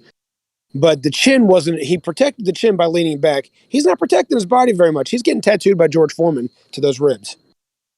Yeah, there's some horrible body shots. I mean, lethal. Yeah, especially if you see the footage of George Foreman punching the heavy bag. Like he puts an indentation into it. Yep. Yeah, Ali probably pissed blood after this. This one, and I think the George Chuvalo fight, because I remember there was something between he and George Chuvalo where he basically put his hands up and let Chuvalo just tee off on his ribs. Eesh. And Chuvalo's like, your funeral. Go ahead. And of course, Chuvalo didn't win that fight. But at the end of the night, Chuvalo's hands were a little bit sore, but they said that Ali was pissing blood that night. And you know what? Guys that... Sorry, BD. Oh, go ahead, man. So guys that faced George Foreman in the 90s when George Foreman was like that big lovable teddy bear, like of an older man, when he was like the nice guy. Fucking fighters that fought him in the 90s would say that was one of the hardest punches they ever faced. So just imagine like a prime George Foreman who was younger and had more speed behind those shots. That dude must have been a force to be reckoned with, man. Yeah, he was, man. I mean, the fact that what he done to Joe Frazier and Ken Norton, that's what put him on the map as this monster. And the interesting thing, though, is that, Gonzalo, you talked about how in the Costa Tszyu, Vince Phillips fight, Costa Tszyu got sucked into the fight. This is another example of that. Because, think about it. Foreman's going in here thinking, okay, this guy's done. I'm a monster. I'm going to hit him. He's probably going to, put up some resistance, but he's not going to be able to keep up with me. He's not going to be able to take my shots. Everyone's telling him the same thing. Then the fight gets postponed. He doesn't want to be in Zaire. He wants to get the heck out of there. Finally, fight comes on, and now he's whacking this guy. Not only is he taking his shots, but he's landing them, he's making him miss, and he's talking to him at the same time. It just goes to show you, yeah. And that right hand, Ali couldn't miss with it. I mean, he in that I say mockumentary, that movie where Ving Rhames played Don King, they noted that in that special. It's like Ali brought a few tricks of his own. He also brought something else, and they kept showing highlights of that right hand landing. He's like his straight right hand. One thing they're not noting though is how many times Ali was just blatantly grabbing Foreman's head and just shoving it straight down almost to his crotch. Yeah. I mean, there's a difference between holding behind the head like some guys, like he did to Joe Frazier. He just rested his hand on it. But he was regularly taking Foreman's head and just dragging it straight down, and that helped wear Foreman out. It's a completely illegal tactic. I mean, it's actually a disqualifying tactic, which didn't get enforced there. But at the same time, even if he would have done it, I don't think it would have mattered. I think he still would have worn Foreman out by pacing himself, timing Foreman, and just waiting for the right moment. Timing. You know what? That timing beats speed. And I was going to mention this about Shakur Stevenson. The reason that Muhammad Ali used to punch hard when he probably wasn't that heavy of a handed guy, because he had speed. But guess what? He also had timing. They say timing beats speed, but what if you possess speed and you possess timing? Yeah. If you have those two things, you can be a powerful puncher like fucking Mayweather or like young Shakur Stevenson.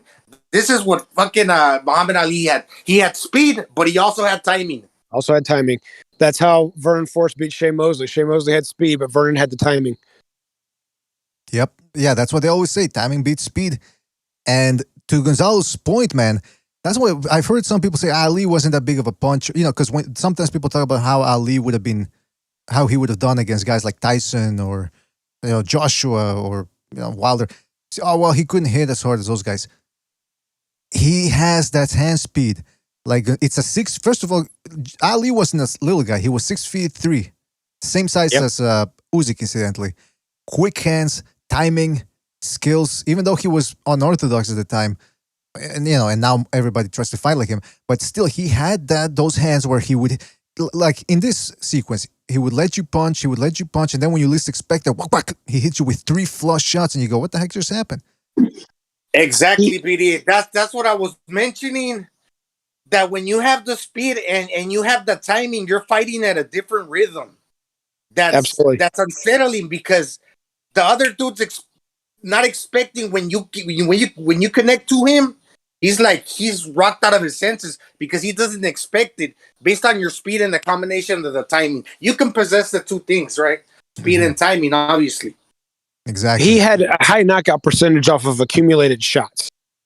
I think it was Cleveland Williams when he was fighting, and of course Cleveland was well past his prime.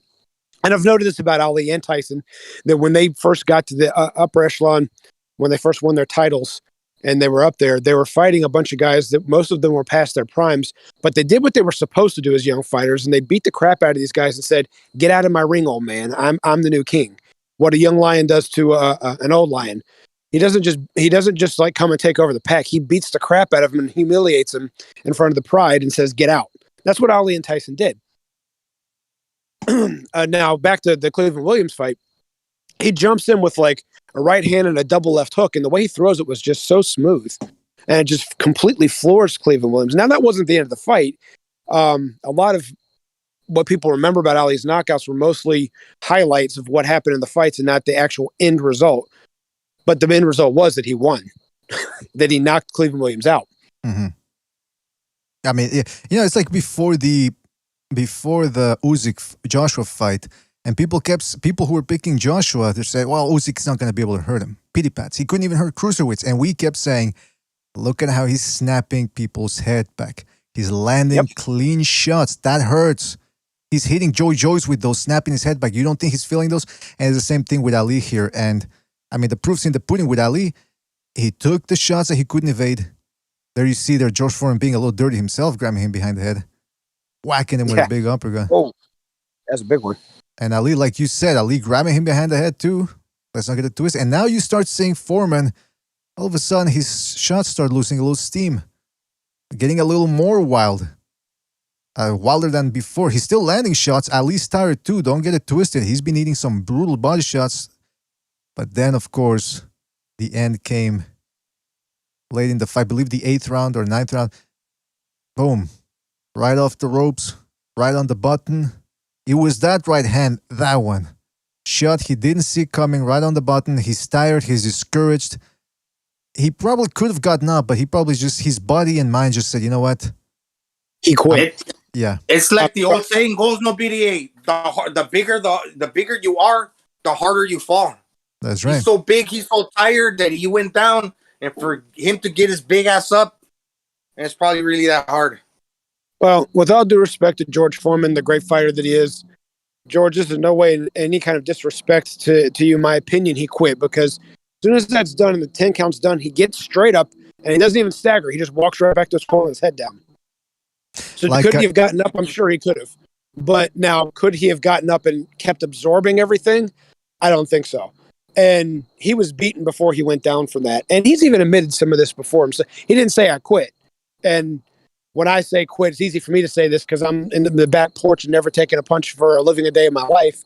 But he was the heavyweight champion of the world. And I've seen him take worse beatings than that. Now, of course, in his later career, we never saw him go down.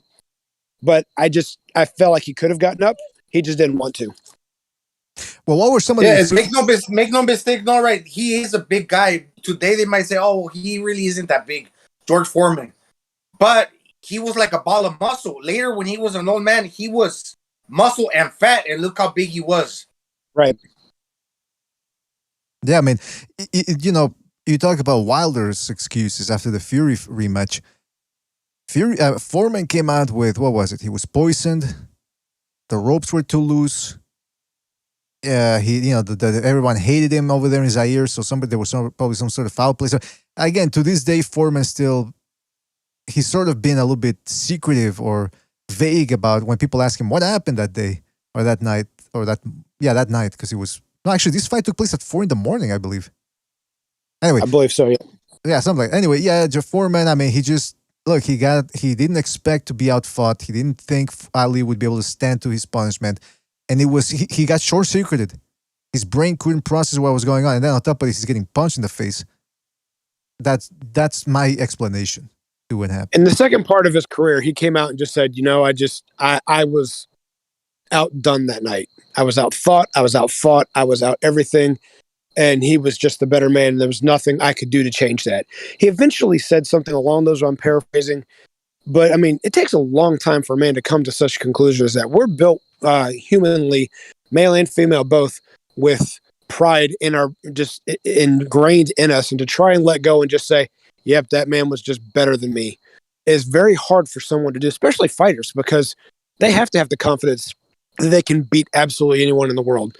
So the fact that he could eventually finally say that is a testament to the fact that that he was humbled and that he finally gave Ali the full credit. Immediately after, you're right, he had a bunch of excuses, but later in life, he was just like, no, Muhammad Ali just beat me. Yeah, I'm the complete opposite. I quit right away. It's like, yeah, you're right. Yeah, you're the better man. Fuck it. Yeah, what do you want from me? Hey, by the way, are those the trunks that Nico Ali Walsh is wearing? Those white ones? I doubt it, man. I doubt it. Hey, Jimmy, by the way, are you still there, Jimmy? Because I saw him light up. I don't know if we can hear him. Nah, Jimmy, we can't hear you, man. Must have been because when I jumped in, yeah, try jumping out and jumping back in, man. Because I can't hear you. Can you guys hear him? On the Discord? No. But no. What's the saying? When he came on earlier, he sounded a little under the weather. Oh boy. Like not the usual Jimmy. Well, hopefully he yeah, Jimmy, if you can hear me, just jump out and jump back in. Actually, I'm gonna do it for him. I'm gonna invite him back in here. But yeah, okay, so oh shit, what the fuck? Okay, so we had Foreman here losing. After the fight, Ali, top of the world, he told everybody he could do it. People didn't believe him. So he goes over to fight Joe Frazier, the Thrill in Manila, another fight in an exotic location, this time in the Philippines. Doesn't train, comes in there, almost dies in the ring. Same thing with Joe Frazier. In fact, correct me if I'm wrong, wasn't Joe Frazier, wasn't he ready to quit? And then it just happened that Frazier Yeah, and Eddie Futch said that what he should have done was taken Joe Frazier and just like give him a big gulp of water, slapped him in the face a few times, said, jump up and down like a madman and beat your chest, and I guarantee you he'll quit. And Eddie Futch is the kind of guy that knows how to read those situations well, so I'm surprised he didn't think of that during that fight. But he didn't, and that was, I think what got it worse was, having been in certain climates like that myself, sometimes you go to breathe in when you're short of breath, and it just feels like you're swallowing water. It's just so, it's not just hot, it's the humidity. It's just so humid. And of course, Gonzalo's over where you live. You know, it's over. Yeah, you can attest to this. Yeah, even at nighttime, I have to leave the air conditioner on because it gets really hot. If I turn it off, it gets hot, especially with the baby here. Sometimes I don't want it completely on, like going off like a speed. But then I have to like put it. It gets really hot. Yeah, I can imagine, man. Working out in the humidity, oof, it gets heavy and it's a pain in the, you know what. So Ali beats Frazier. Then, of course, we all know what happened. He ends up losing to Leon Spinks, regains the title, and then that was really the last hurrah for him. But legendary upset. On the flip side, to be fair, Foreman has a comeback, loses to Evander Holyfield in an exciting fight, gets surprised by being outboxed by Tommy Morrison, but then, yep, that's it right there. So, 1994, wasn't it?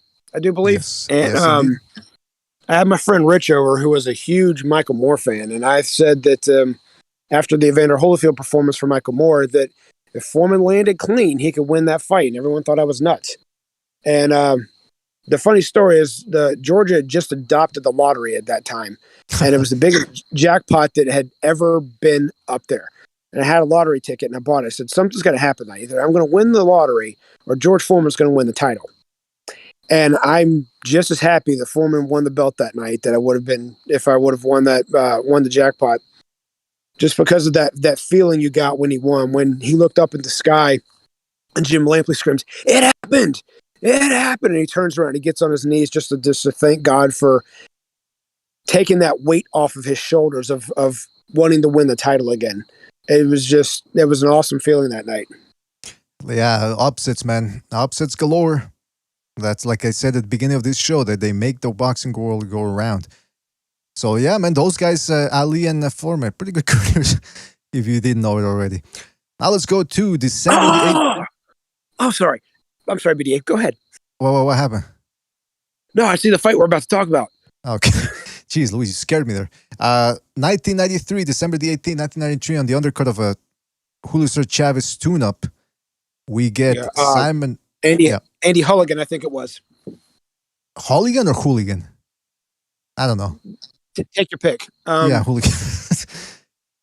He got knocked out. That's all that matters. So yeah, this was so this fight was supposed to happen twice, and one night it was supposed to be on HBO, and I go to tune in the fight.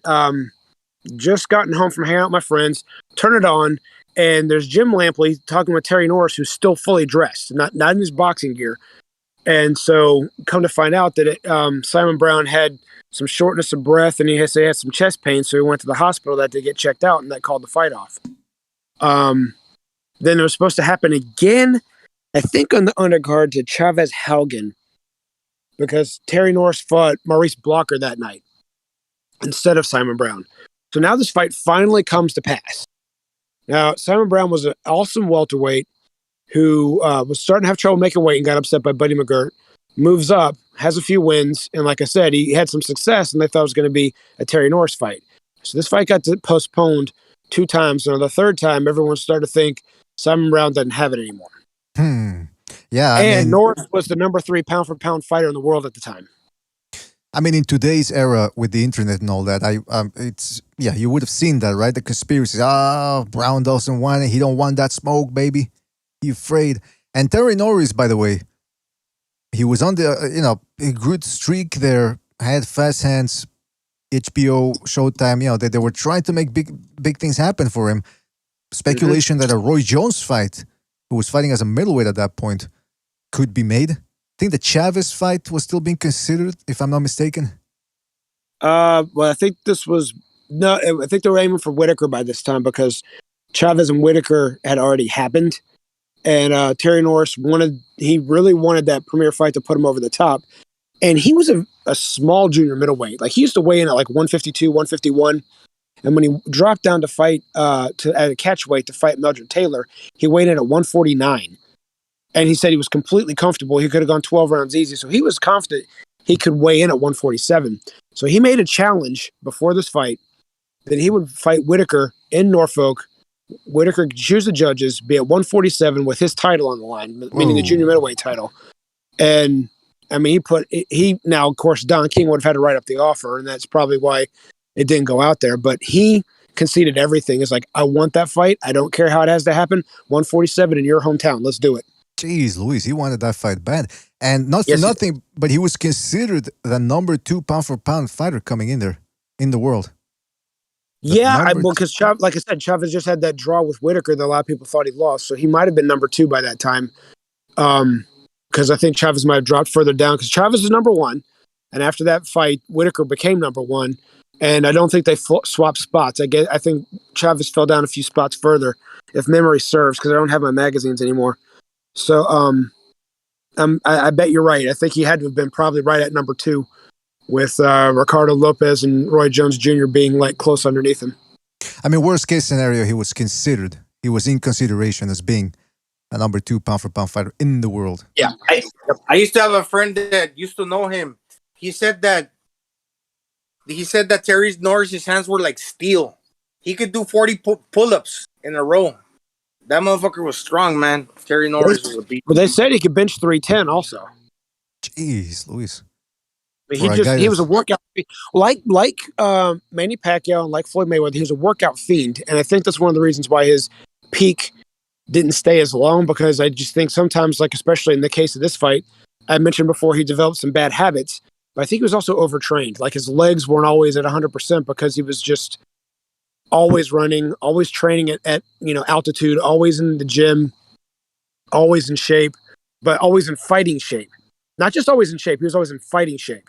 And Gonzalo and BD, I know you guys I don't have to tell you guys that being in fighting shape isn't the same as just having a washboard six-pack. It's another level. Yeah, and Simon Brown, he'd had that war with Morris, his good friend Maurice Blocker, but he'd been outboxed by Buddy McGirt, who was very shrewd when it came to boxing. Later on, showed that intellect as a trainer. But the general consensus was, well, if Buddy McGirt could do it, then so can the quick-handed Terry Norris. Oh, well, boxing doesn't work quite that way, as we're going to see here.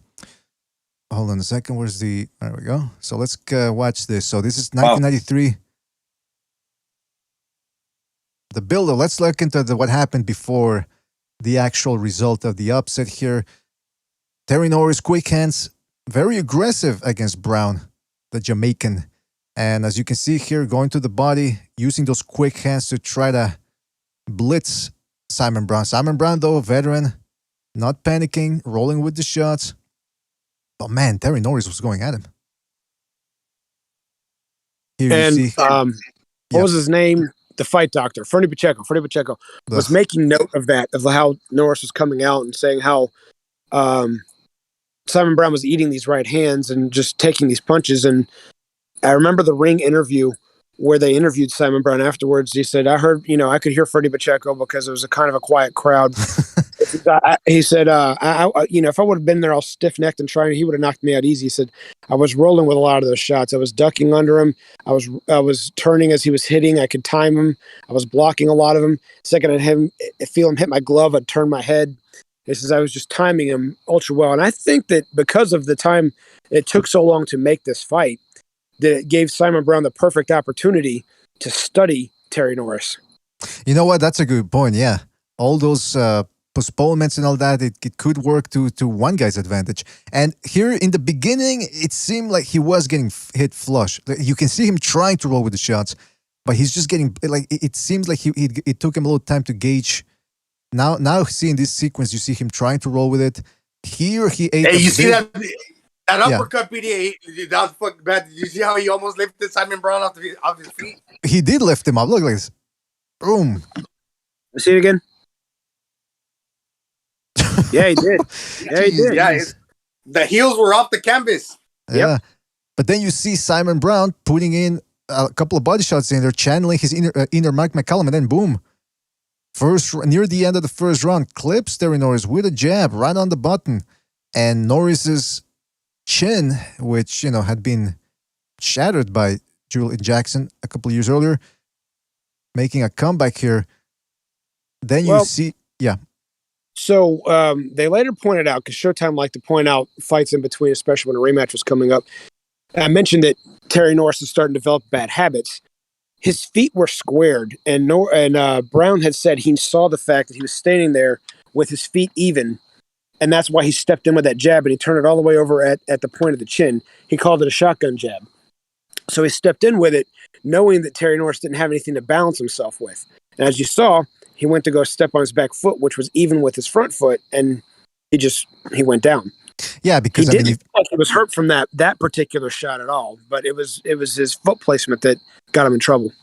I mean, to me, it looked like he was hurt a little bit because, you see how his head gets shaken up. It doesn't matter whether it's a right, a jab, a tap. If it shakes your head, it shakes your head right on the chin there. That's right. Oof. He probably did make him, probably did stun him. Then he starts going to the body, like his Mike McCallum, another Jamaican. Terry Norris, though, undaunted, kept going after him. Said, all right, let me get back my pound of flesh. Oof, body shot there from Simon Brown. So Simon Brown, even though he was the slower guy, was timing Norris with some body shots. You can see they're not kidding around. They're throwing big right hands there. This was an excellent fight. I think some people seem to forget about the kind of chin Simon Brown had. Before we get to what's about, you just showed us that clip. Simon Brown won the title off of fighting Tyrone Trice twice. Now, most of the fans are going to say Tyrone Trice are going to go, okay, and Tyrone Trice was a big puncher. He was a big, strong welterweight that ended up fighting at middleweight and holding his own against contenders. He was a big, strong guy, and Simon Brown beat him down in 2 separate fights, and he had to go through a lot to do that. And so he was a tough man. It doesn't get nearly enough credit. See, that's interesting because I'm not that familiar with that guy. So that just gives him more context about how prepared Brown was at this point. And then, of course, you see here, after the first knockdown, this is the second round now. And they kept on going. They kept on training. And again, near the end of the round, Brown with a overhand right. Norris standing right in front of him with the hands down, ends up getting stunned, gets driven to the ropes. Brown goes for the finish. But he actually comes back around the same round. Then he comes back at Simon Brown, saying, let's go for it. I don't care about the knockdowns. But you see that now Brown is doing a better job of rolling with the shots. Oof. Yeah, he'd started getting his timing by this time. And this is the third round right here. Yeah, that other dance that he did was the second round. Norris did not go down from that one. But his legs got shaky, and he got staggered right at the end of the third. And that was just the beginning of the end. He got hurt at the end of every round, I think. Yes, he did. Every round. And then the beginning of the fourth, he goes after Brown again, doesn't learn his lesson. But then I don't have the clip here where he got grazed. That was bizarre. He got grazed by a left hook. See, it's after this sequence, but you can't see it. But he gets grazed by a left hook, and see how he reacts there? Kind of like Fernando Vargas versus Trinidad, where he got grazed in the second knockdown in the first round. He was like he gets grazed, but he gets dropped. That means the guy's hurt. Like he can't recover fully from the past punishment. Simon Brown came out fighting left-handed in the beginning of the fourth round to whip right hooks in on the side. I don't think he stayed in that stance, but he came out that way to try and throw Terry Norris off, and it worked because we're about to see what happened. Boom. Right behind the ear, down he goes. Now, some people are going to say, yeah, that was a shot behind the head. Yeah, but if you're the other guy, if you're Terry Norris, you're dipping down. That's your fault. You're giving that shot was already coming. That shot's already coming. He wasn't aiming for the back of the head. It's not like what Nigel Benn was doing to Gerald McClellan. or what Riddick Bowe did for a majority of his career. He wasn't aiming for the back of the head. He was going to throw a shot. Terry Norris was going to duck. It hit there. And at that point, it's referee's discretion.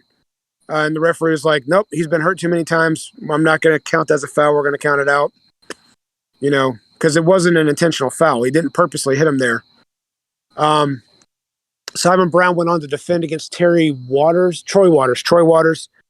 on a Chavez undercard. I don't remember which fight it was. It might have been the one we're about to watch. But after that, he had a rematch with Terry Norris, and Norris just completely schooled him. And then, of course, I don't think we did it on this show, but one of the shows I was on, it might have been one of Mark's. We're talking about some of the greatest knockouts, and Vincent Petway had a monstrous, scary knockout over Simon Brown in a fight that Brown was winning, but just got caught and was on his back, still throwing punches while he was on his back. Jeez. Oh, yeah, that's legendary sight, scary sight to see a guy in that position. Yeah, like you said, Norris fought the way he should have in the first fight, and he ended up schooling Brown. Norris ended up getting disqualified 2 times against Luis Santana after that, but when he finally put it all back together, okay, so this doesn't happen very often. He was, after this fight, then the Luis Santana fight, he's removed from pound for pound. He's not in anybody's top 15. I'm exaggerating a little bit, but he's definitely not in anyone's top 10. I think KO Magazine used to do the top 12, and he wasn't even in their top 12. So after he gets that belt back, he puts himself back together, and he wins that belt back. Then he beats Paul Vaden for a unification fight. Then he knocks out Vincent Petway. He works his way all the way back up to number 6 pound-for-pound fighter in the world. From number 2 to unranked, back to number 6. He fought, I believe, somewhere between 14 to 17 world champions. The fact that people say that Terry Norris is underrated is beyond an understatement. Well, that's because, and I was going to get to that, some people would argue he's overrated because he beat Sugar Ray Leonard, and then he beat the Sugar Ray Leonard clones, Meldrick Taylor and Donald Curry. He beat Donald Curry, yeah. Yeah, Donald Curry, Meldrick Taylor, and he beat the OG, old OG, Sugar Leonard. So he beat the Leonard clones, he beat the man himself, Simon Brown. Then you start thinking, okay, so he beat 3 old guys. Well, I mean, not old, but I mean, has-beens. It's a little bit, his career was a little bit Chad Dawson-esque, if you want to compare him to a more contemporary fighter.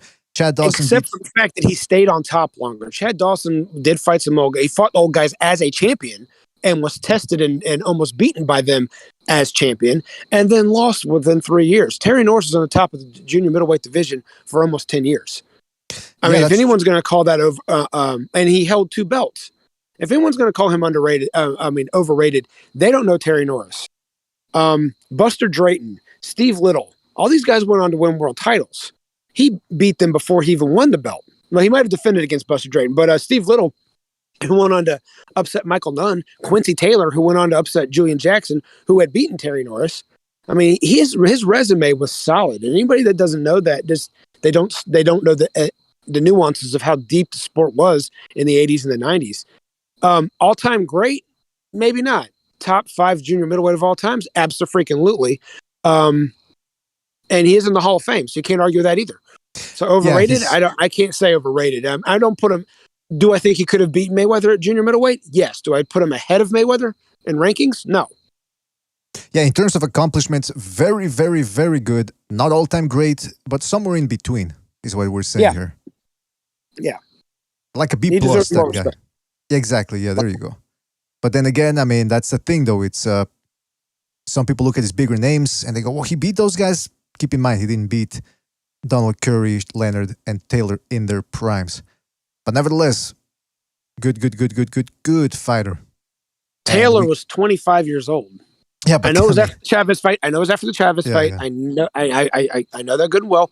But he beat the daylights out of who was the one that knocked out Mark Breland? Aaron Davis. I mean, Meldrick Taylor swole his eyes shut and beat the daylights out of Aaron Davis. And then he had 2 title defenses, and then tries to move up. They're not the flashiest of wins, but like you said, when you add them together, you have a rock solid Glenwood Brown and I forget who the other guy was. It's the same guy Trinidad knocked out in 1 round. He was a Colombian guy. Anyway, so Taylor has a couple wins up at welterweight, and a very impressive win against Aaron Davis. People overlook that. And so he goes to step up one more time. He's not even 27 years old. And Norris is like, you don't belong in the ring with me, so let me show you where to go. Bam. You know what? It's like the Tim Bradley. Of course, the difference is Tim Bradley has, on paper at least, a Pacquiao win and, of course, a Juan Manuel Marquez. But he built his career off good fighters that most people in 20 years probably won't remember, but nevertheless were very, very good at the time. So Terry Norris, I would compare him as similar to... I could see that. I could see that. A whole bunch of good fighters at the time that when you add them all together, you go, hey, he was better than them. He beat them all. Well, and at the end of the day, you're going to say, okay, he was rated in the pound for pound. You're not going to say he was anywhere near the top 1 or 2 or even 3. He might be number 5 in your top 5 during the time he was out, during the time he was fighting. So he was a pound for pound fighter. He wasn't the pound for pound fighter, but he was on the list. So exactly. Moving on, of course. Number 2, that's number 2. That's, you got to be pretty high up. And then some of that was political too, because Whitaker had the gold medal and all that other stuff. I mean, Terry Norris was shipping people out just as good as what, with the exception of Chavez for Whitaker, what Whitaker was shipping out. I mean, let's face it, Jake Rodriguez and Rafael Pineda were not great fighters, but that was what Whitaker was beating to be ranked number 2 behind Chavez. So. Mm-hmm. It's whatever your cup of tea is. Chavez was number 1. Whitaker had that fight. He became number 1. The rest is history. Well, let's move on to... Sorry about that. No problem. But we do have to move on because, I mean, we got 2 fights left here. We got July 7th, 2007, Nonito Donaire versus Vic Darchinyan. Chief, you want to go with this one? So Darchinyan had already beaten Donaire's brother, if memory serves, and he was this left-handed powerhouse. I'm sure he's an Olympian. I think he's Armenian, one of those two. Yeah, Armenian. Thank you. And he was just knocking people out left and right. I think he was undefeated going into this, and Donaire had 1 loss, and I'd love to see who the fighter was that beat him. Me too. Yeah. I mean, Darchinyan had brutalized Irene Pacheco, who had he was a very, very good fighter, and Darchinyan just whacked his head over and over. He also, like you said, he beat Glenn Donaire. And there was a little bit of a controversy there because Donaire said, hey, I had a fractured jaw. I had good reason to quit. And then also Darchinyan had brutalized Victor Burgos, who was a smaller guy. And but he then got sent to the hospital to have blood clots removed from his brain. And after that, he was never the same. In fact, rumor is, unfortunately, Victor Burgos is not doing all that well in the streets of Mexico. So, that's the way it goes sometimes. But, I mean, that was the legend of Darchinyan going in. Wild fighter. He made Ricardo Mayorga. He fought a lot like Ricardo Mayorga, except he had... It was a lefty, but you wouldn't know it by the way he fought. He didn't have the southpaw advantage per se because he squared up a lot. His hands were rarely by his chin. He didn't really fight behind a jab. His left was his biggest weapon. His right hook wasn't bad, but I mean, most southpaws don't know how to utilize their right hook. Mm-hmm. So unless you're a young Michael Moore, but most of them don't use it very much. So it was his left, but he just believed he could walk through anyone. And I can't remember who was promoted. They had the same promoter at this moment. Gary Shaw was the promoter. He was promoting both of them for this fight. And I think Donaire was just supposed to be cannon fodder. But, this is a show of upset, so we know what happens. I mean, coming into this fight, again, 2007, we were about a year and a half into the YouTube era. I remember there were fights being posted. You had to post them in parts because you couldn't post more than 10 minutes, I believe, back in the day. But you could find footage of guys in there, and I didn't know who Donaire was going to this fight. I remember I was watching it live because they were televising it here in French because he was on the undercard of Alcine versus Robbie Sims, I believe. And so we're watching this, and everyone's thinking, okay, Darchinyan, the vicious puncher, Olympian, awkward, knew how to use gauge the distance a little bit and all that. Donaire, most of us don't know who he is. We knew who he was as soon as the first round started because he was looking like a Filipino Roy Jones in there, pot-shotting Darchinyan, as you're going to see here.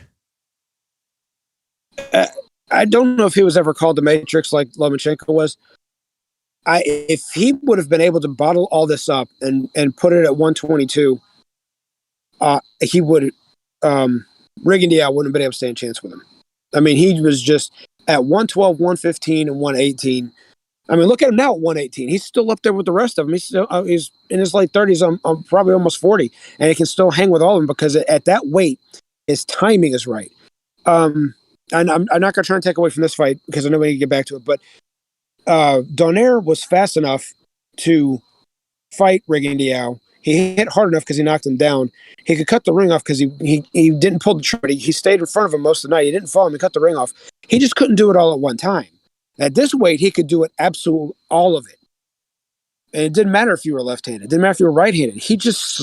It's almost like by your muscles flexing a certain way, when he looked at your shoulders, he's like, oh, you're going to do this? Well, I've got 3 answers for you.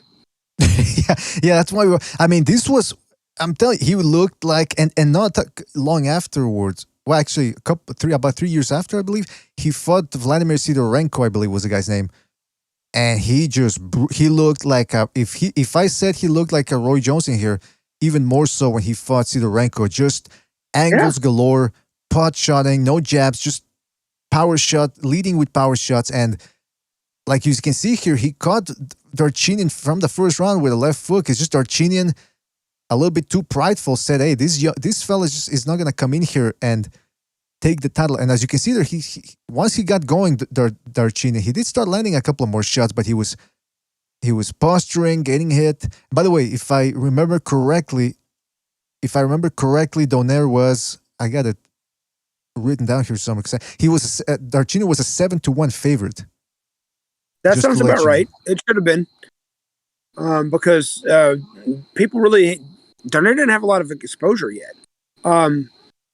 I didn't know Donaire before this fight, to be honest with you. I may have heard his name. I may have saw his name in the magazines, but I had not seen him prior to this fight. And you've heard me mention my friend Clay from Kentucky that, had all those VHS tapes. He was telling me that, yeah, you need to watch this one because this Donaire's special. I'm like, okay, yeah, I'll see if I can grab it. And I had to, back then I had the Showtime channels where he had on demand, so I could go back and watch it later. When I watched it, I was like, why did I miss this? This is special. I know that it doesn't look like it's special because Darchinyan doesn't look like he can do much, but what Darchinyan is able to do to everybody else at 112, whose name is not Nonito Donaire, was you can't be in the ring with him. He's just too strong for you. He's going to knock you out. And he might put his punches together, or he might just try and just load up with just his left and bowl you out of the ring. It doesn't matter. At 112, you're not beating him. And then Here's the result. And see, that's the thing, though, is from the first round on, you could tell Darchinyan, when he got hit here in this sequence here with this lead right hand, he was trying to play around and he got his, like, sort of he realized, okay, these guys, I can't gauge the distance properly because he's faster than I expected. And he had to put on his big boy pants and say, I have to take this guy seriously. And even when he tried, Donaire was still one step. I mean, you can understand why they called him the Flash, the Filipino Flash at this point. I mean, just all quick, straight punches. And like I said, Darchinyan tried, but unfortunately, the more he tried, the sloppier he got. And boom. Just leading in with his hands down, chin up in the air. Well, all right, hold on. Do that above angle again. I want to see the feet. Yeah, his feet were actually inside. Because remember, lefty and righty, I've said this many times on here, the foot battle. The foot battle didn't matter here because of the way Donaire fought. But he just timed that hook so perfectly. And if you remember, I think he did the same thing to, what was that Mexican's name up in, when he fought him at bantamweight? Montiel. Yeah, Montiel. And Montiel, mind you, was an exceptional fighter. And he just that was the biggest fight at 118 at that time, and he just crushed him. At that moment in time, especially with Rigondeaux fighting at 118 now, he would not have beaten that Donaire. I don't know about that, man. I don't know about that. Look, I'll stake my claim of whatever I know about boxing with what little anybody wants to take that as, or as much as I want to take that as. At that Donaire at 118 at that time, at the peak of his career, I think, my personal opinion, would have beaten Rigondeaux. Now, I'm not saying he would have knocked him out. I'm not saying he would have owned him. I'm not saying he would have schooled him. But he knew everything fell into place. He could do it all at one time. He couldn't do that at 122 and 126. Well, you said it, boxing chief, about a year ago when you first came on. he was undefeated at 118 until he fought freaking the monster Inui. Who was undefeated? Yeah, Nonito Donaire. He was undefeated at 118. Basically, Oh, yeah. You're right. Yeah, he was undefeated at that weight. Yep. And we got to keep in mind, though, Sorry. that the upset we just saw took place at 115, I believe. And then the... Oh, wow. 112 or 115? I think it was 115. 112. 112. 112. Okay, there you go. Yeah. So the fact that Donaire's first title. the fact that Donaire went all the way up to 126 to take on Nicholas Walters was essentially a welterweight, or weighed in as a welterweight on the fight night. He thought he was going to be like Manny Pacquiao, BDA. Yeah. That backfired. But I mean, look, listen. Okay, so after the Darchinyan fight, he went on a good run, beating guys like Tysoncito Marquez and Mathalane, which remained an underrated win for a while. Then he fought, like Chief said, Montiel, which was for all the marbles at 118. Then he moved up, and he had a good string of wins, man. I mean, what was the name of the Argentinian guy he fought too? The Southpaw. Jesus. Cuello? What's his name? Cuello? It'll come back to me. But he had a good string of wins. And then he ran into Donaire. I mean, into Rigondeaux. And Cuellar. Wasn't that guy that fought freaking the other Filipino guy? Cuellar? No. I'll look it up later. But the point is, then he ran into Rigondeaux. And then he ran into a string of losses. But now he's back. And again, could he have done this? Could he have done that? Maybe. But we're just sticking to the story here right away, because then we also have to talk about what happened to Darchinyan. He ended up rebounding from this loss. I think he had a draw in the Philippines against Zigorles, but then he came in against Montiel, who a lot of people were talking about. I mean, Montiel, Christian Mijares, who was looking he was looking very, very good, top 10 pound for pound type stuff. And then Mijares was becoming like the punching slayer. Like he was facing several big punchers in a row and coming out on top on all of them. Mm-hmm. So there was reason to believe to some boxing fans that he might have been able to pull this one off, because what was Darchinyan? A clumsy big puncher. But he was able to put this together. And I don't remember the WBO was an important belt, but I don't think I think people were still calling people undisputed without having the WBO back then. And I think he unified the three major belts at 115, which I don't think had ever been done before. Darchinyan did. Fell off not long after that, but yeah, he had a nice good run up there till he went to go to 118, and that was his downfall. That was just too heavy for him. Yeah, I mean, and the knockouts started adding up. But when he fought Mijares, brutalized Mijares, was back to the old Darchinyan, then he beat Jorge Arce. And people, I remember at the time, people were like, Arce is done anyway. But then Arce ended up having a resurgence of his own, so that win actually looked pretty good now. Then he ran into Joseph Ekbeko, ended up losing. He actually had another mini comeback when he beat Yoni Perez, who was a good bantamweight. But then that's when he encountered a bunch of other fighters, and it was just, but pretty solid career, man. For a while he was. Oh, and hey, let's not forget, he rematched Donaire, and I was actually beating him before Donaire bailed himself out with that power punches, again. If he could have won a belt at 118, I would say that some people should probably consider him for not a first round ballot, of course, but possibly Hall of Fame, being 3 divisions, because he had a nice long string at 112. He unified 115. And then if you would have won a belt at 118, just to ice that cap to say, hey, you know what? This guy needs to be looked at. But I think his career came up just a tad bit short of, someone being able to campaign for that, for him. But he did have a solid career. He did. He was, wasn't the most, I won't say he wasn't skilled. He knew how to use what he had to work with. But I don't think he lived up to all of his potential with his skills. But man, he was exciting. He was a lot of good fights. He brought a lot of attention down to those lower weights, south of featherweight. And let's put it this way, without him, we wouldn't know who Donaire was. If Donaire would have beaten anybody else for that belt, we never would have it would have taken a while for us to figure out who he was. Yeah, Tszyu was a boogeyman back in the day. He was. And that's why I mentioned he was awkward. His technical deficiencies ended up costing him the first Donaire fight. But in the second one, he showed he had a boxing brain. That's why he made it to the Olympics, because he knew how to box. And he was actually out-timing Donaire in that rematch. But then he just got caught. And man, if we would have stayed on point, he would have probably beaten Donaire. I don't remember what the scorecards were. I don't know if maybe the judges officially had the fight even or something. I don't remember, but in my eyes, he was winning that fight. So Darchinyan, a heck of a fighter. So was Donaire. Now let's go on to, I thought we had, okay, anyway. Azuma Nelson, Jeff Fenech 2, the rematch down under in Australia, March the 1st, 1992. Chief, you want to intro? Zuma Nelson burst onto the scene by fighting Salvador Sanchez in his 15th pro fight at featherweight and gave him all he could handle, but got stopped late. Don't remember the round off the top of my head. Excellent fight, but he got stopped. Came back and won the title after that. Had a nice string at featherweight, moves up to 130. It wins a title. Has a few defenses come and going. Fights Jeff Fenech in Vegas in a fight that everyone except for Zuma Nelson thought that he should have lost. I mean, he won the first couple rounds, but then after that, I mean, Fenech almost, if that would have been a 15-round fight, I don't think Nelson would have finished that fight. He was getting beat down big time in the 12th round in that fight. So obviously everyone, Jeff Fenech, on the other hand, wins a title in his 9th pro fight, was a tough man. I don't think he even had an amateur career. He was just in tough man contests and ends up winning 3 titles. Let's see here, bantamweight, junior featherweight, and featherweight. And so he's going for a title in his 4th weight class, steps in against the best in Azuma Nelson.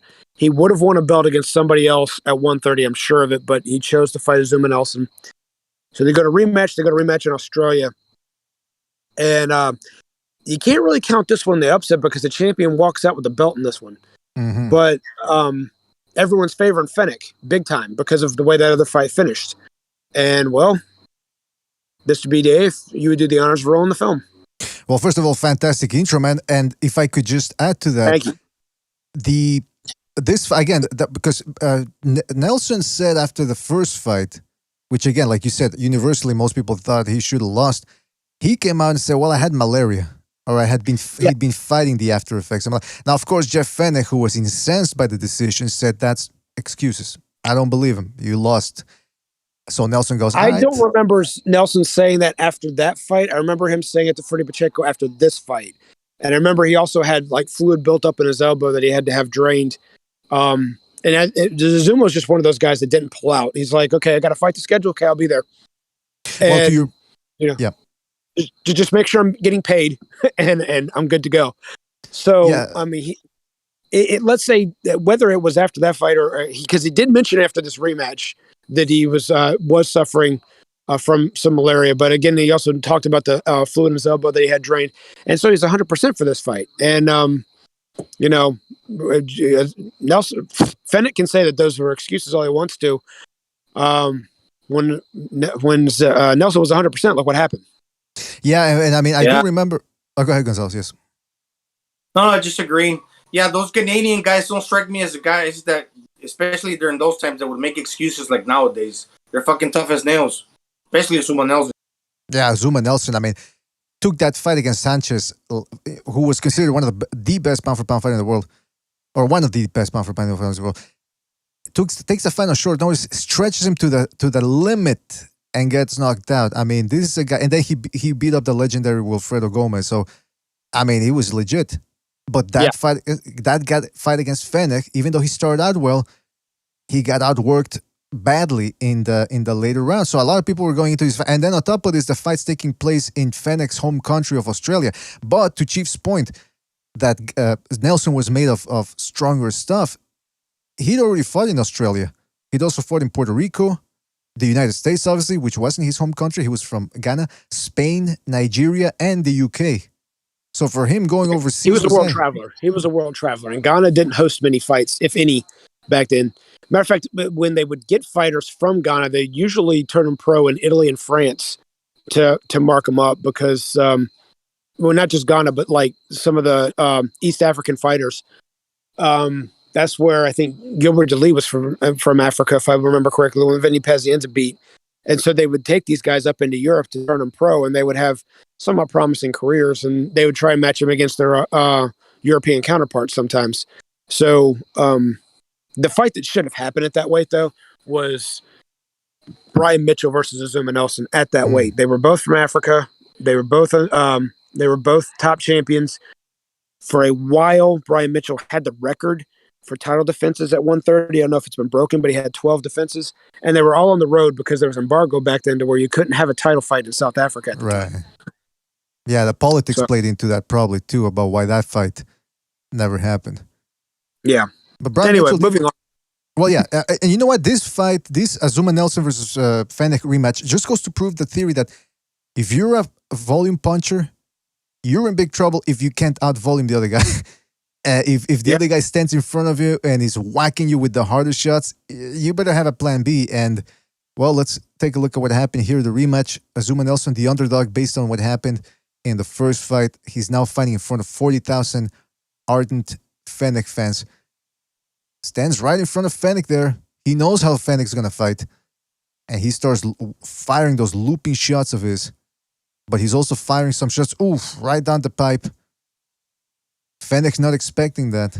Because, again, the looping shots were throwing him off for a loop. But, of course, you got to give Fenech credit. He said, let me outwork you. Let me take you to a place you've never been to. Which is to outwork him like he did in the first fight.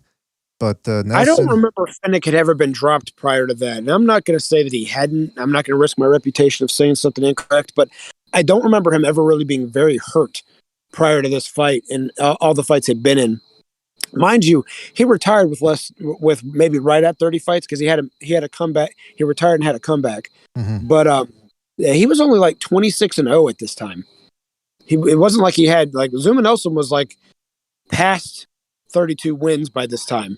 And so to already have 3 titles and 3 belts and 3 weight classes and only have 26 fights, even for that time, that was rare.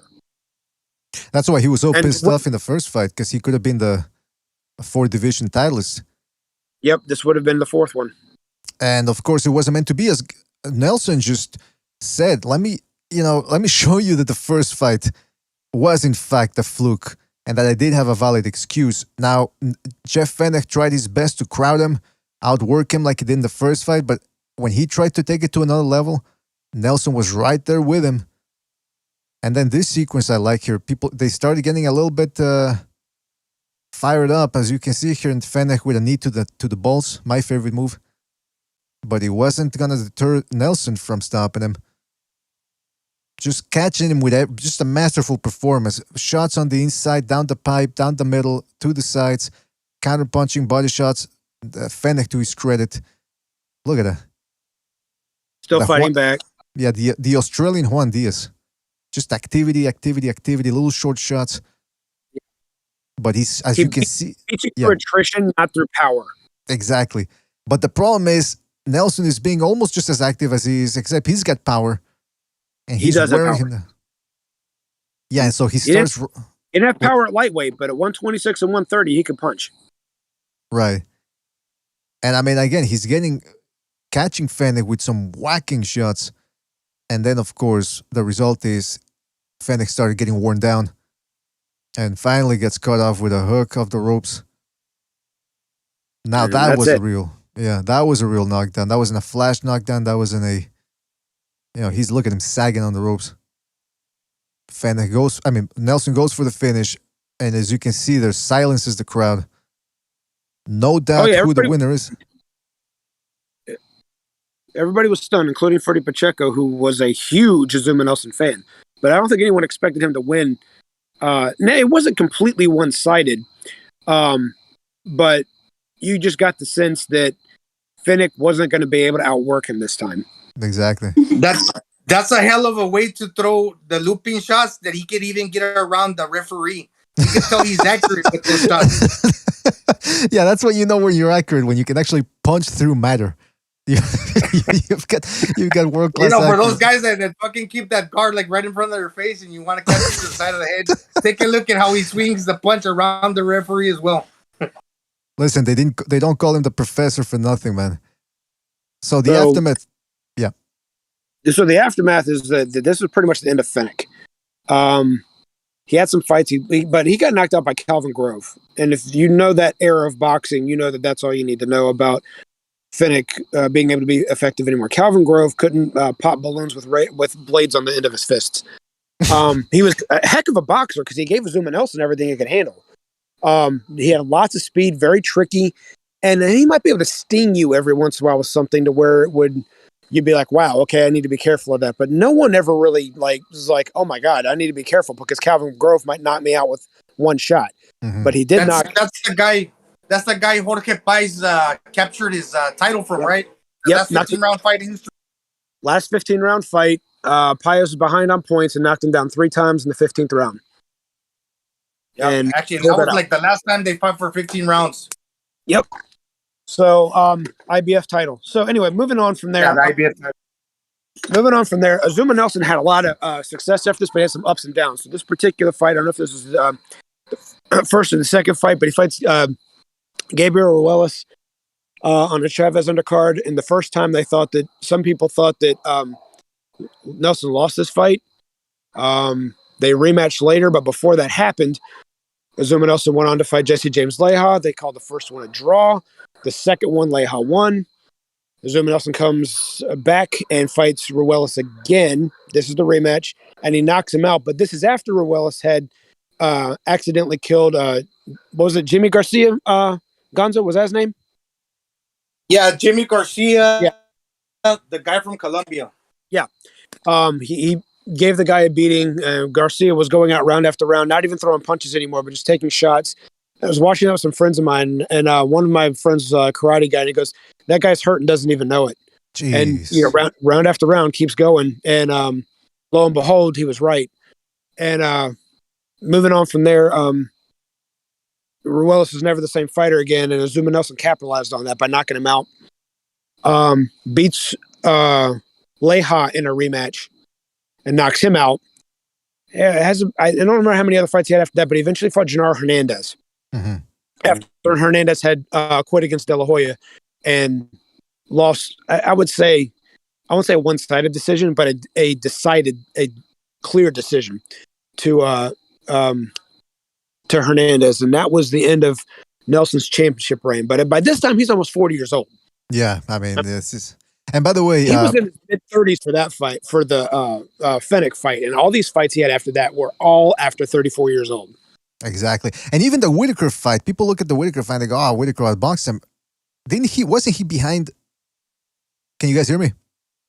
Yeah. Okay, sorry because I thought I was disconnected. I think he lost. He was behind by 2 points only in the final scorecards against Whitaker. So it was a competitive fight. He tried to take the fight to Whitaker. He just, like I said, didn't have any power there. He hit Whitaker with some clean shots, just as clean as the one that Roger Mayweather nailed him with that knocked him down. He just didn't have any power at 135. I mean, given he was older by the time he fought Leija for the fourth time at lightweight, but he still lost that fight there, and he lost it pretty handily. And I'm sure he was right at 40 years old. Point back to Whitaker is the fact that he was just too small. Like, they weighed in at the same, and you could just see a difference in girth between the two, between their shoulders, their waists. You could just see that Whitaker was just a bigger man. And Nelson was weighing in at 135, but he just looked so much skinnier. He was heavier muscled, but he just looked so much skinnier. And it didn't look like he knew how to fight a southpaw. He didn't know how to cut the ring off. He was busy, but he just couldn't get it done. And I think it had as much to do with Whitaker's southpaw stance and being the boxer that he was as it had to be with Azuma Nelson had no business at 135.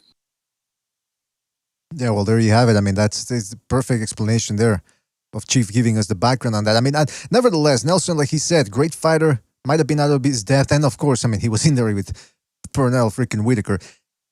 Nelson and Fenech ended up fighting way after they retired. I believe this was some sort of charity boxing match, and finally Fenech was able to get his hooks on Nelson. But I mean, again, it was more of an exhibition than an actual fight. Actually, let me check. Well, BoxRec has them has it recorded, so I guess it must have been a sanctioned fight. But nevertheless, I mean, a sanctioned charity fight. Right. Yeah, exactly. All right, now let's move on to our final upset of the night in this first part of the boxing shocking upsets. Don't forget to hit the like, fellas. Hit the like. Frankie Randall versus Julio Cesar Chavez, January the 21st, 1994. So Wow, that's a crazy one. I watched it live, man. Hey, Yep. great observation, BDA. I forgot about this one. One of the greatest upsets, yes. yeah. So Randall was actually an up and coming prospect for a while, right?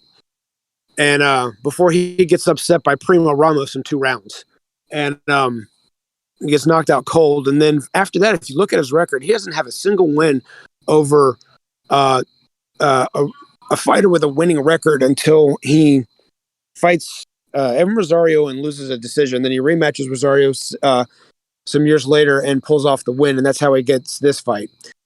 Chavez was coming off the Pernell Whitaker draw, and then he had a couple tune-up fights afterwards, one of them against Andy Hulligan. And my guess is this was something to try and push Chavez out before Don King could probably make a unification fight between Chavez and was it not Rossi, an Argentinian fighter. I can't remember his name right now. Latigo Koji. Yeah, that's him. Yeah, thank you. Thank you very much, Gonzalo. Juan Koji. But going into this fight, Chavez isn't training hard anymore. We all know this. We know the story that he's starting to get into party like for 3 or 4 days in between after a victory and stuff like that. And Randall says, I'm going to take this fight serious. And, well, Mr. BDA, can you roll the film? Well, yeah. He actually was 1 year old. He was 1 year older than Chavez. And I think he went to prison for a while, and that's where he trained up. So he's actually older, but he was well prepared. And one thing that Randall was doing good, he was going to the body on Chavez. Chavez is a good body puncher, but he himself didn't like shots to the body because I think he got a broken rib at one point in time during training. See, I'm learning a lot, man, because I didn't know about that, and I didn't know that the master plan. Yeah, I didn't know about that broken rib either. Neither did, and I didn't know that the master plan was to match him up with Koji. I mean, but yeah, like you said, this was a Chavez who was not quite shot, but definitely past his peak. He was still a monster. I guess I'm saying, if you were outmatched, but like, by the way, did people know that Frankie Randall had a good right hand at this point? I mean, after the Edwin Rosario fight, they must have, right? A lot of people didn't know who he was. You got to remember the fact that he didn't get a lot of TV time. After he got knocked out in 2 rounds by Primo Ramos, he eventually went, like Gonzo said, he eventually went to jail, and in jail's where he got himself cleaned up and he came back out. But he was like one of those fighters that, Don King's going to have a 30-fight card, and the very first fight's going to be Frankie Randall. That's the fighter he was all the way up until they put him in with Rosario, and I think that was supposed to be a tune-up for Rosario, and Randall showed up for that fight, and then he showed up for this fight. Yeah, and so I think he caught both of them at the end of their careers, and he had just enough left in the tank to try and put in an excellent show against those guys. Yeah, and for people, again, Chavez had that controversial draw against Whitaker, but he was still, like I said, peak or close to peak Chavez. He was 89-0, 89 wins, fellas, with 0 losses. And so Randall came in here being an 18-1 underdog. Some people have him listed. I think I found a listing where it says 15-1, but let's round it down. Let's say 15-18-1. Those are pretty steep odds. And so let's see what happened here. So Chavez goes in there. He says, okay, he's a slow starter. He takes that right hand there to the side of the head. Sort of a portent of things to come here. Once he started going, he started shaking Randall around. But you notice that every time Chavez came in, Randall was coming back with something. Go ahead, Chief. So in the first, if I remember this correctly, Randall clearly wins the first 3 rounds. Chavez may throw a few punches here and there, but Randall's just completely outworking him, nailing him with a lot of straight punches. I know we're seeing a lot of good infighting here, but a lot of what he did was he just kept that jab out and would catch him with right hands coming in, and then when they get inside, they'd trade. And he was very effective with the trading. What we're not going to be able to see from this, because we can't show the whole fight, was after the 3rd round, Chavez is like, oh, it's my turn.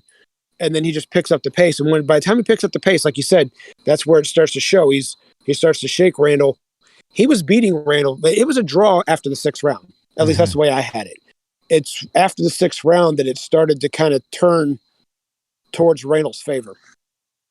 And part of that was due to Chavez starting to not care about the borderline anymore. He was, now one of those, I do remember one of those shots. He went to throw a body shot, and Randall was doing one of those where he jumps back and like jumps up a little bit in the process and gets on his toes, and it kind of skimped the cup, but he played the roll a little bit. Yeah. And I don't think it was intentional at all. I don't think any of them were intentional. I just think Chavez was getting sloppy. But that particular one, I think, still cost him a point. And that was the swing round to me. I think it might have been the 8th round when it happened. No, it was the 9th round because Chavez got knocked down after that too. He got deducted a point and got knocked down. So I think it was the 9th round where he throws that shot and Randall skimps by and then plays it a little bit. And I think 2-second steal was the referee that night. And so he deducted a point and then Chavez got knocked down. Yeah, that is 2-second steal. Very surgical, Frankie Randall. No wonder they called him the surgeon. Yeah, well, I want to point out 2 things about that. Number one, Chavez made a career of hitting guys on the hip, right on the belt line or even under. Then when he got a taste of his own medicine, he would just stop and look at the ref and scream, something his son picked up from him, to stop, not protect himself and look at the referee and scream, hey! So what's good for the goose is good for the gander. But also, like Gonzalo said... He didn't like it to the body, BD. That was a known fact that Chavez did not because of that broken rib, or he just didn't like it to the body. We all knew that. Well, the young Chavez at 130 was not a hip puncher, was not a low blower, was not a borderline, because he didn't have to be. The one at 130 and 135, there's only one fighter in my lifetime that could have beaten him, especially at 135, and that would have been Roberto Duran. I don't think Arguello could have. I don't think Mosley could have. And at 135 per se, but based off of his performance, I would not have bet anywhere near the money most people would have on Mayweather against Chavez at 135. He didn't have to hit low back then because he was too good. As he got older and he got sloppy, he didn't stay in the gym. Everything you said about him, like starting to, hit on the hip a little bit. Yeah, he might have learned that from what Mildred Taylor was doing to him because I remember in that particular fight, Jim Lampley had talked to Georgie Benton, the trainer to both Whitaker and Mildred Taylor, saying, we're going to try and hit him below the belt and on the hip to try and throw off his timing. Like that was their game plan, admitting that they were going to do that going in.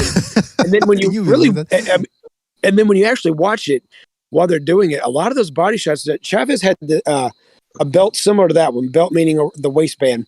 Mm-hmm. And by the time he was done fighting Taylor, it was bent over from all the low blows that Taylor was hitting. It was like bending his belt over to where his navel was actually exposed. And he threw a number of shots right on the hip when 2-second steel wasn't looking. But back to this fight, this fight was really a war. It was a really hard fought war. Randall was just more prepared and Chavez was not. And this was showing the fact, much like Mosley against Mora after the Mayweather fight, that they were starting to fade. It was just a difficult style for him too, because even though he was much older, obviously in the second and the third fight, he was probably well prepared because he wanted to get some revenge. I still think that Randall Bailey pretty much outworked him during the 3 fights, so it was a tough style for Chavez. Well, that was at the end of. I was going to say this is 5 years, I believe, after fucking Taylor when he fought Metric. I mean, wasn't that 89? So that was this is 5. He's not moving. He's not bending at the waist as he used to. That's one thing that I do notice here. He usually kept his waist on a swivel before. Metric Taylor never fought the same. He was never the same after that one fight in 89. This is 5 years later for Chavez. And what fight was this? Is 90 something? This is 94. And this is how he fought his whole career. So whether you were there was soft, touches, or there was dudes that were, badass, this is how he fought his whole career. So 94 fights that he was, it's just amazing that 5 years after a slugfest like Taylor, that he was still coming out, even fighting, plus doing the cocaine he was doing. Jimmy, think about this. He was somewhere between 66 to 68-0 in the Mildred Taylor fight. So in 5 years, he's picked up a career, 30 fights. No, these guys fighting 5 years now don't even pick up 10. Well, just a small correction. There was 30 fights. There was 30 fights from Taylor to there. Well, just a small correction. Just a small correction, Phillips. Was that the Taylor fight was in 1990? It was 4 years. Right. Yeah, I'm sorry. Right. 1990. Right. It was the same year that Douglas beat Tyson. Yeah. So Jimmy doing the coke and this was right around the time he was probably banging Selma Hayek. So yeah, he was getting busy. That's something people have talked about, how he banged the prime Salma Hayek. Now it's interesting though, because the other thing I wanted to say was that, like Gonzalo said, the surgeon Randall could look at how he throws those shots in the pocket. Chavez once he turned it on in this fight. He said, "Okay, let me turn it on." Randall stuck right there with him, but still, most people wouldn't have been able to match or take what Chavez was throwing in here. Even Randall after the fight said, "This guy, it was a war, man. I felt the pace. It was a once in a lifetime performance from Randall. But look at those short 6-inch shots he's throwing there. And as you can see there, 8th round, Chavez, like Gonzalo said, not moving the head at all in this fight, and even less as the rounds went on. He was just like Tyson Fury did against Wilder when he got dropped in the 3rd fight, just trying to block shots with the top of the head. Not a good idea." Yeah. BDA, think about this, brother, right? Look at Randall right now. You're watching this fight you got playing here, and you think about Randall and his place in history. It's almost forgotten, really. Nobody ever talks about him, his name, for the most part. And I look at him right there, just from going off this. What dude at this weight class today you would guarantee would beat him? He was a hot and cold fighter. So, I mean... But just from what you see today, if you're going by just the skill set, you're seeing this fight here, and this is at welterweight, what welterweight today would beat him? Like you're just guaranteed. I think so it's a junior welterweight, number one. And number two, it's kind of like saying, and I understand what you're saying, Jimmy. What he's showing here, I'm on board with you. But that's like saying, take him from this one night, and put him in against any welterweight. It's like saying, take Buster Douglas from the night he beat Mike Tyson. That one night, could he have beaten Riddick Bowe from the night he beat Evander Holyfield? That one night. You know what I mean? Prime. When you say prime fighter against prime fighter, you always pick the prime night. I'm just saying, because of the amount of time these guys fought, the activity, you can see there's no ring rust. Majority of these punches are landing. I mean, you don't see action. You don't sustain action like this today, ever.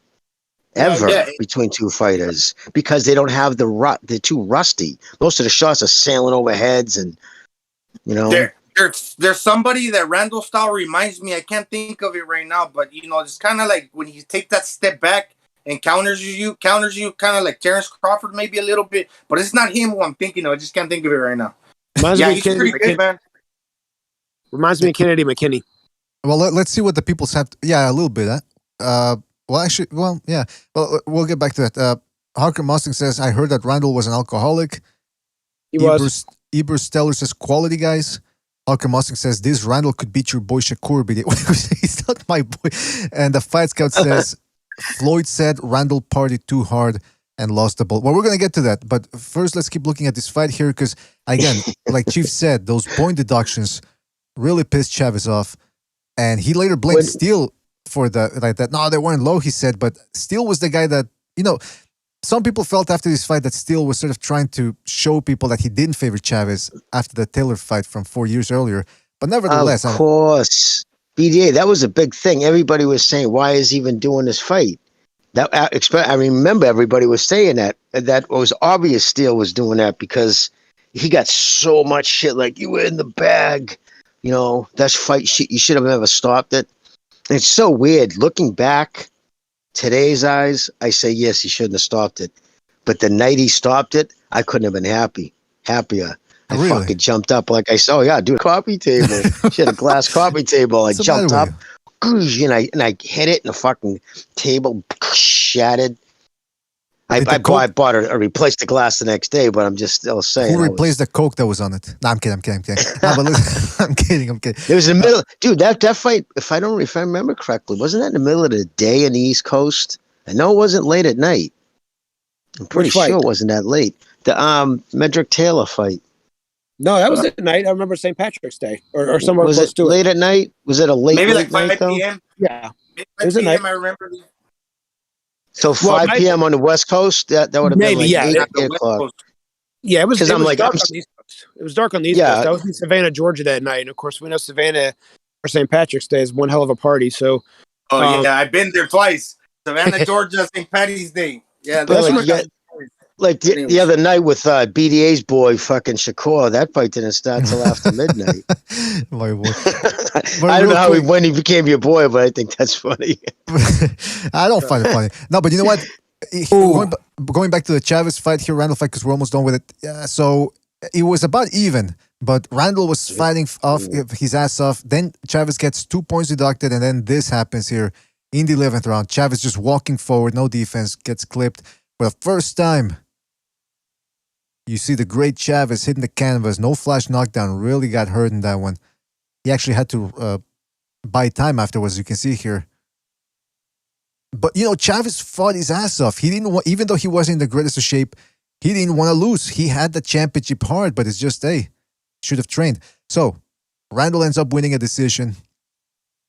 Chief, you want to cover the post-fight or? Immediate rematch afterwards. Yes, thank you, by the way, BDA. Thank you. I appreciate it. No problem. Loses the immediate rematch. It was by that typical Jose Suleiman rule of the uncut fighter gets penalized. Chavez went for a shot and Randall came up. It was an accidental clash of heads. It was a really bad gash over his eye, and Randall got deducted a point, and that's the point that Chavez won by.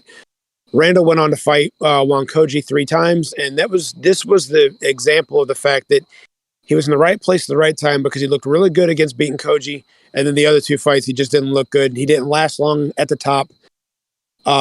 He was old by this time too. He was around 34 years old, so his time at the top didn't last very long. Chavez went on to fight Tony Lopez and a couple other guys before losing to De La Hoya. Giovanni Parisi and Gamashi, those guys. Oh yeah, and the Gamache fight was a war. Everyone thought he was going to knock Gamache out pretty easily, based off of how Gamache was knocked out by Tony Lopez, and a fighter that nobody ever talks about anymore, Uzbek Nazarov from Russia, knocked him out in 2 rounds in his own hometown in a brutal knockout.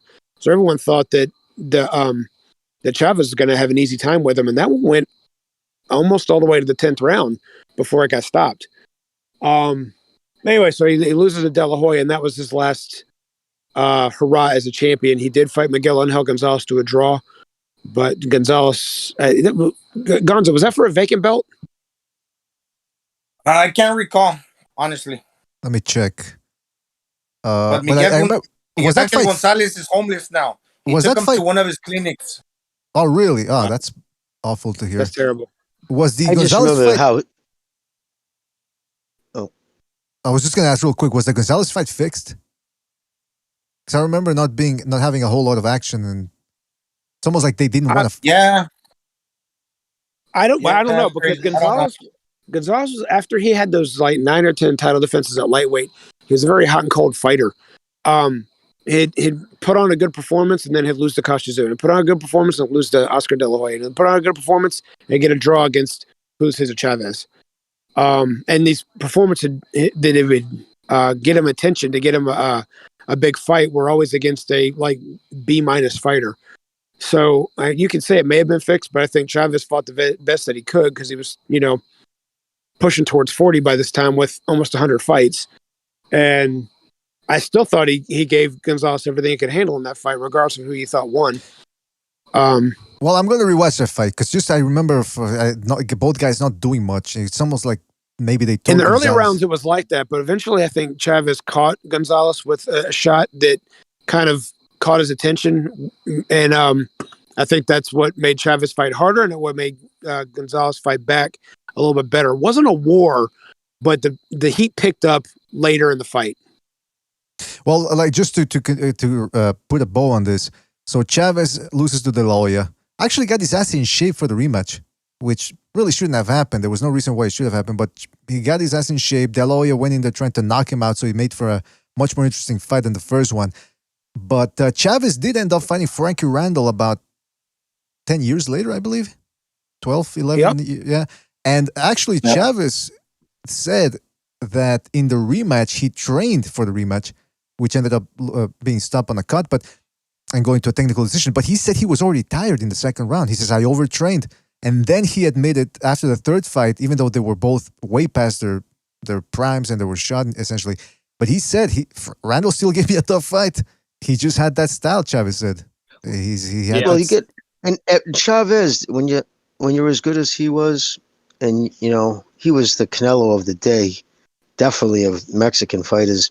he always faced the best of everybody else. You know what I mean? When you're that good, nobody's not ever not training properly if they're smart against someone like him. So he always fought the best of everybody, brought the best out of everybody.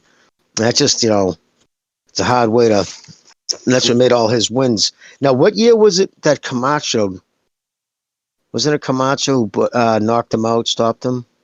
Stopped who? Chavez beat the daylights out of Camacho. It was just like a decision, like in the 90, 91, maybe.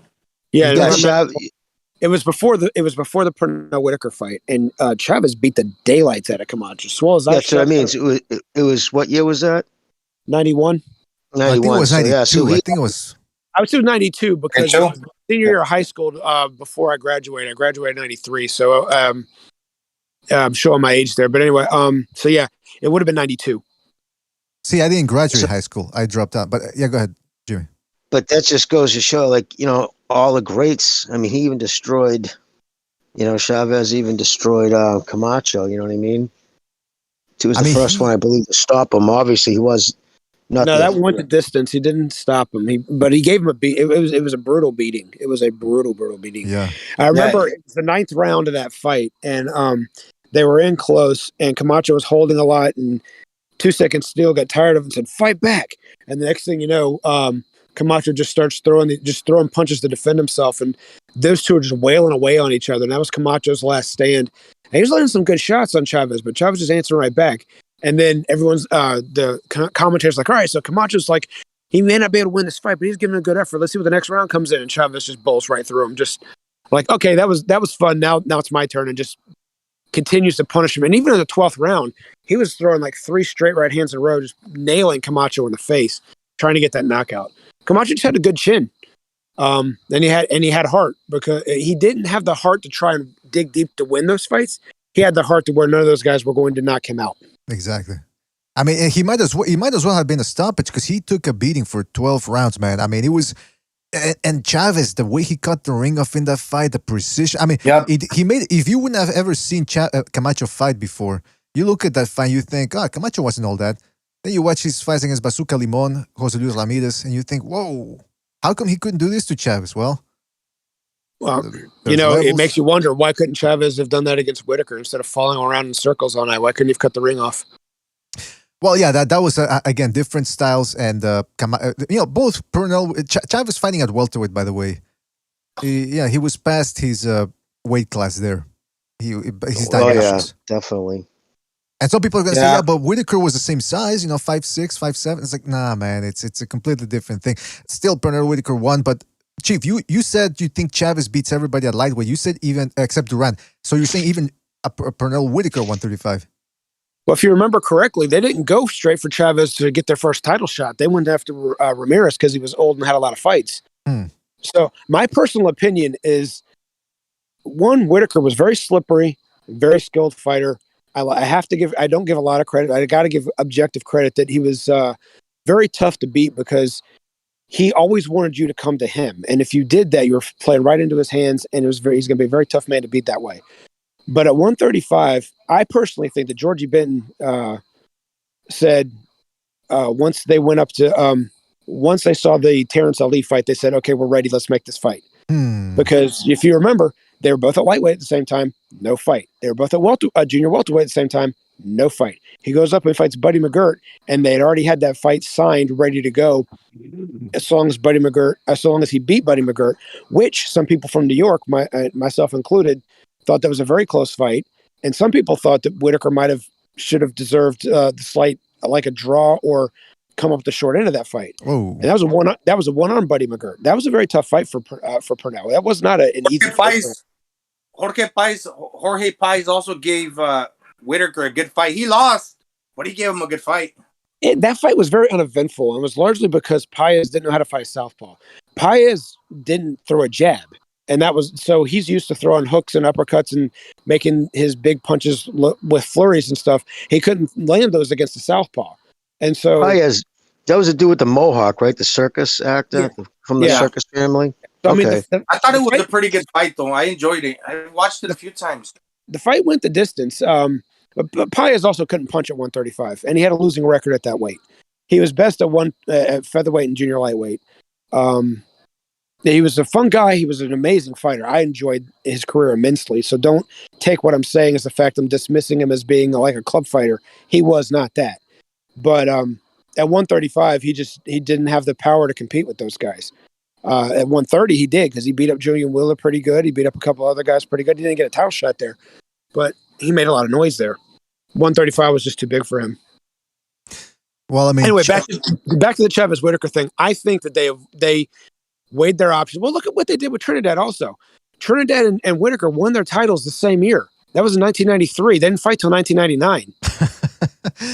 Well, Guerrero de la Info says Whitaker's trainer Lou Duva weighted Chavez out. That sounds like a Lou Duva move. Thank you. Who said that? Give them a super chat. Give that guy a super chat. Guerrero de la Info. Well, Chief, which one of you guys? I don't know if it was Jimmy or Chief, but that said they don't care for Duva too much.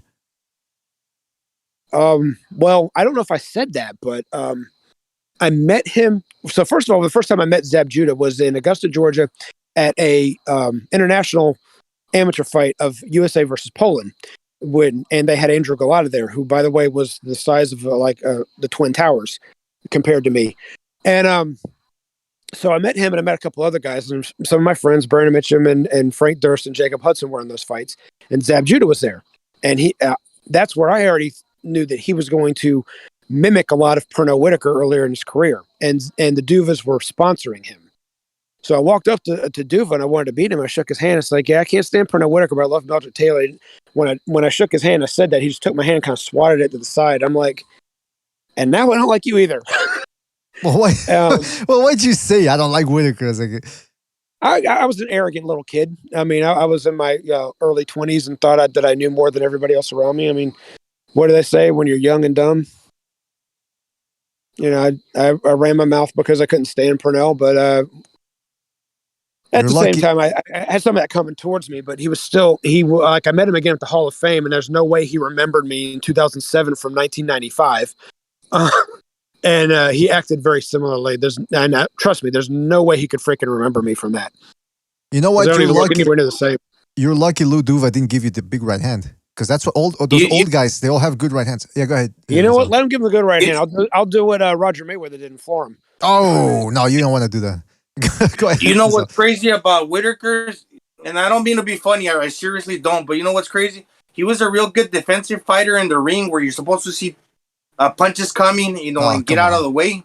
But in real life, he got hit by a car. Okay, Gonzalo, I mean, it's completely different. No, I know it sounds fucked up, but it's true. It's completely different, man. I mean, it's completely... Got hit from a car that he couldn't see coming.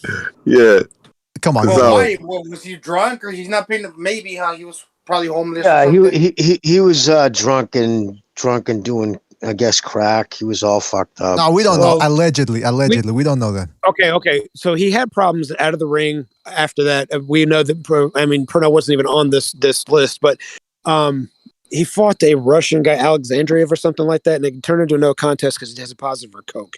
Yeah. Came back, fought Trinidad, and then he had one more fight after that on ESPN, which is how far he had fallen, and they stopped it on the stool because he dislocated his shoulder.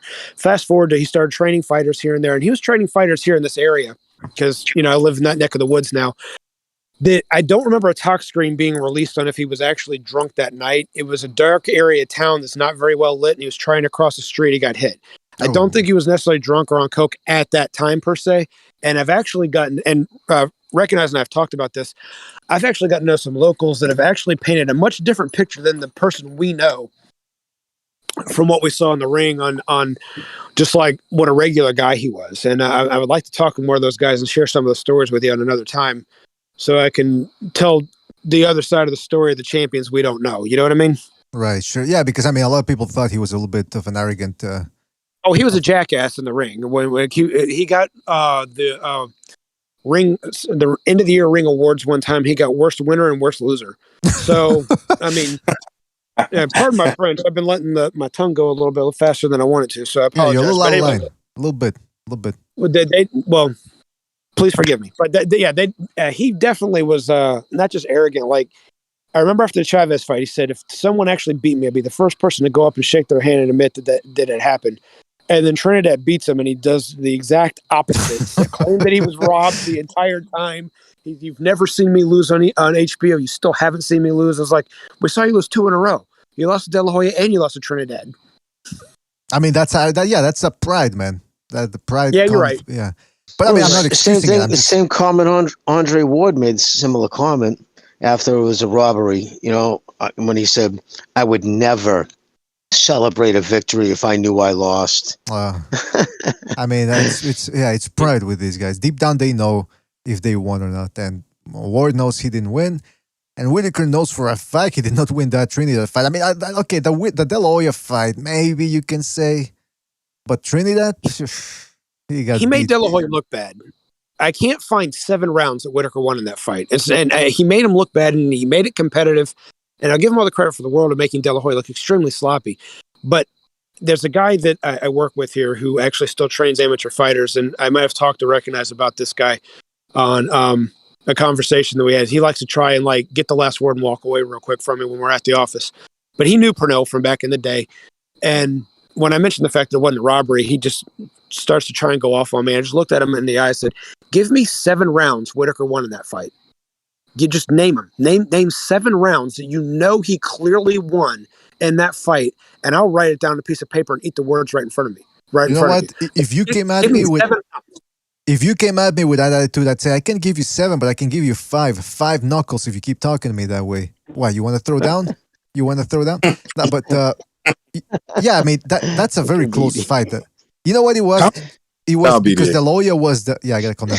No, it was because De La Hoya was the hot shot, undefeated, bigger guy. Well, I mean, even though he was coming up, he looked way bigger than Whitaker. Yeah.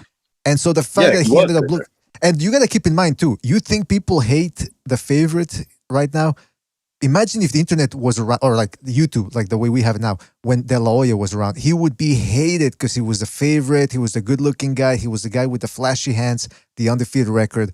HBO was directly behind him, pushing him forward. People would have hated him. They hated him back then. He was hated. They hated him without him. Yeah, they hated him. Well, the Mexican Americans, a lot of Mexican Americans didn't like him. Well, hardcore Mexicans didn't like him because he was, he fought for the United States in the Olympics. He was the golden boy. Plus, banging everybody's daughter and sister doesn't help either. Let's be honest. The dude was fucking and getting girlfriend. 15-year-olds pregnant everywhere. Did he have a bunch of kids? He was not only banging everybody's daughters and sisters, he was also banging their girlfriends and their boyfriends. Oh my God! Okay, now wait a minute. That's not true, right? That's not. So you gotta. Well, on that note, Mr. BDA, I request permission to be dismissed because I got to go. But I've loved the show, and thank you so much for inviting me for this one because these are the shows I really love. Guys, I love the history of boxing. I love to talk about it. Thank you for letting me introduce and give the segue to everything. I really appreciate it. That's why did you notice all of us, we sat back and we just let Chief have what I mean? This was where he shines. That's why I sat back and just listened. Thank you, Jimmy. I appreciate it, guys. I'll talk to you guys next time. Have a good one, Chief. You too. Good night, guys. God bless you. Yes, on that note, thank you, Chief, for being on. I really appreciate it. This is the first part of this. We're going to continue on at another date, part 2, add more upsets. There's plenty of them. History is filled with them. So we're going to certainly do a second part. So I want to give a shout out to Chief for his great contribution. Everybody's great contributions. Gonzalo, Jimmy, Recognize. We do have to go. I got to check if this stream was split into 2 because my computer shut down. But be that as it may, we do have to go. But thanks again to all the panelists. Really appreciate it. Everybody that donated with the super chat and everybody in the chat room.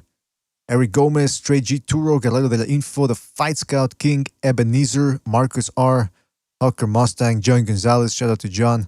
Everybody that joined us. You guys know who you are. Thanks again. Catch you on the next one, fellas.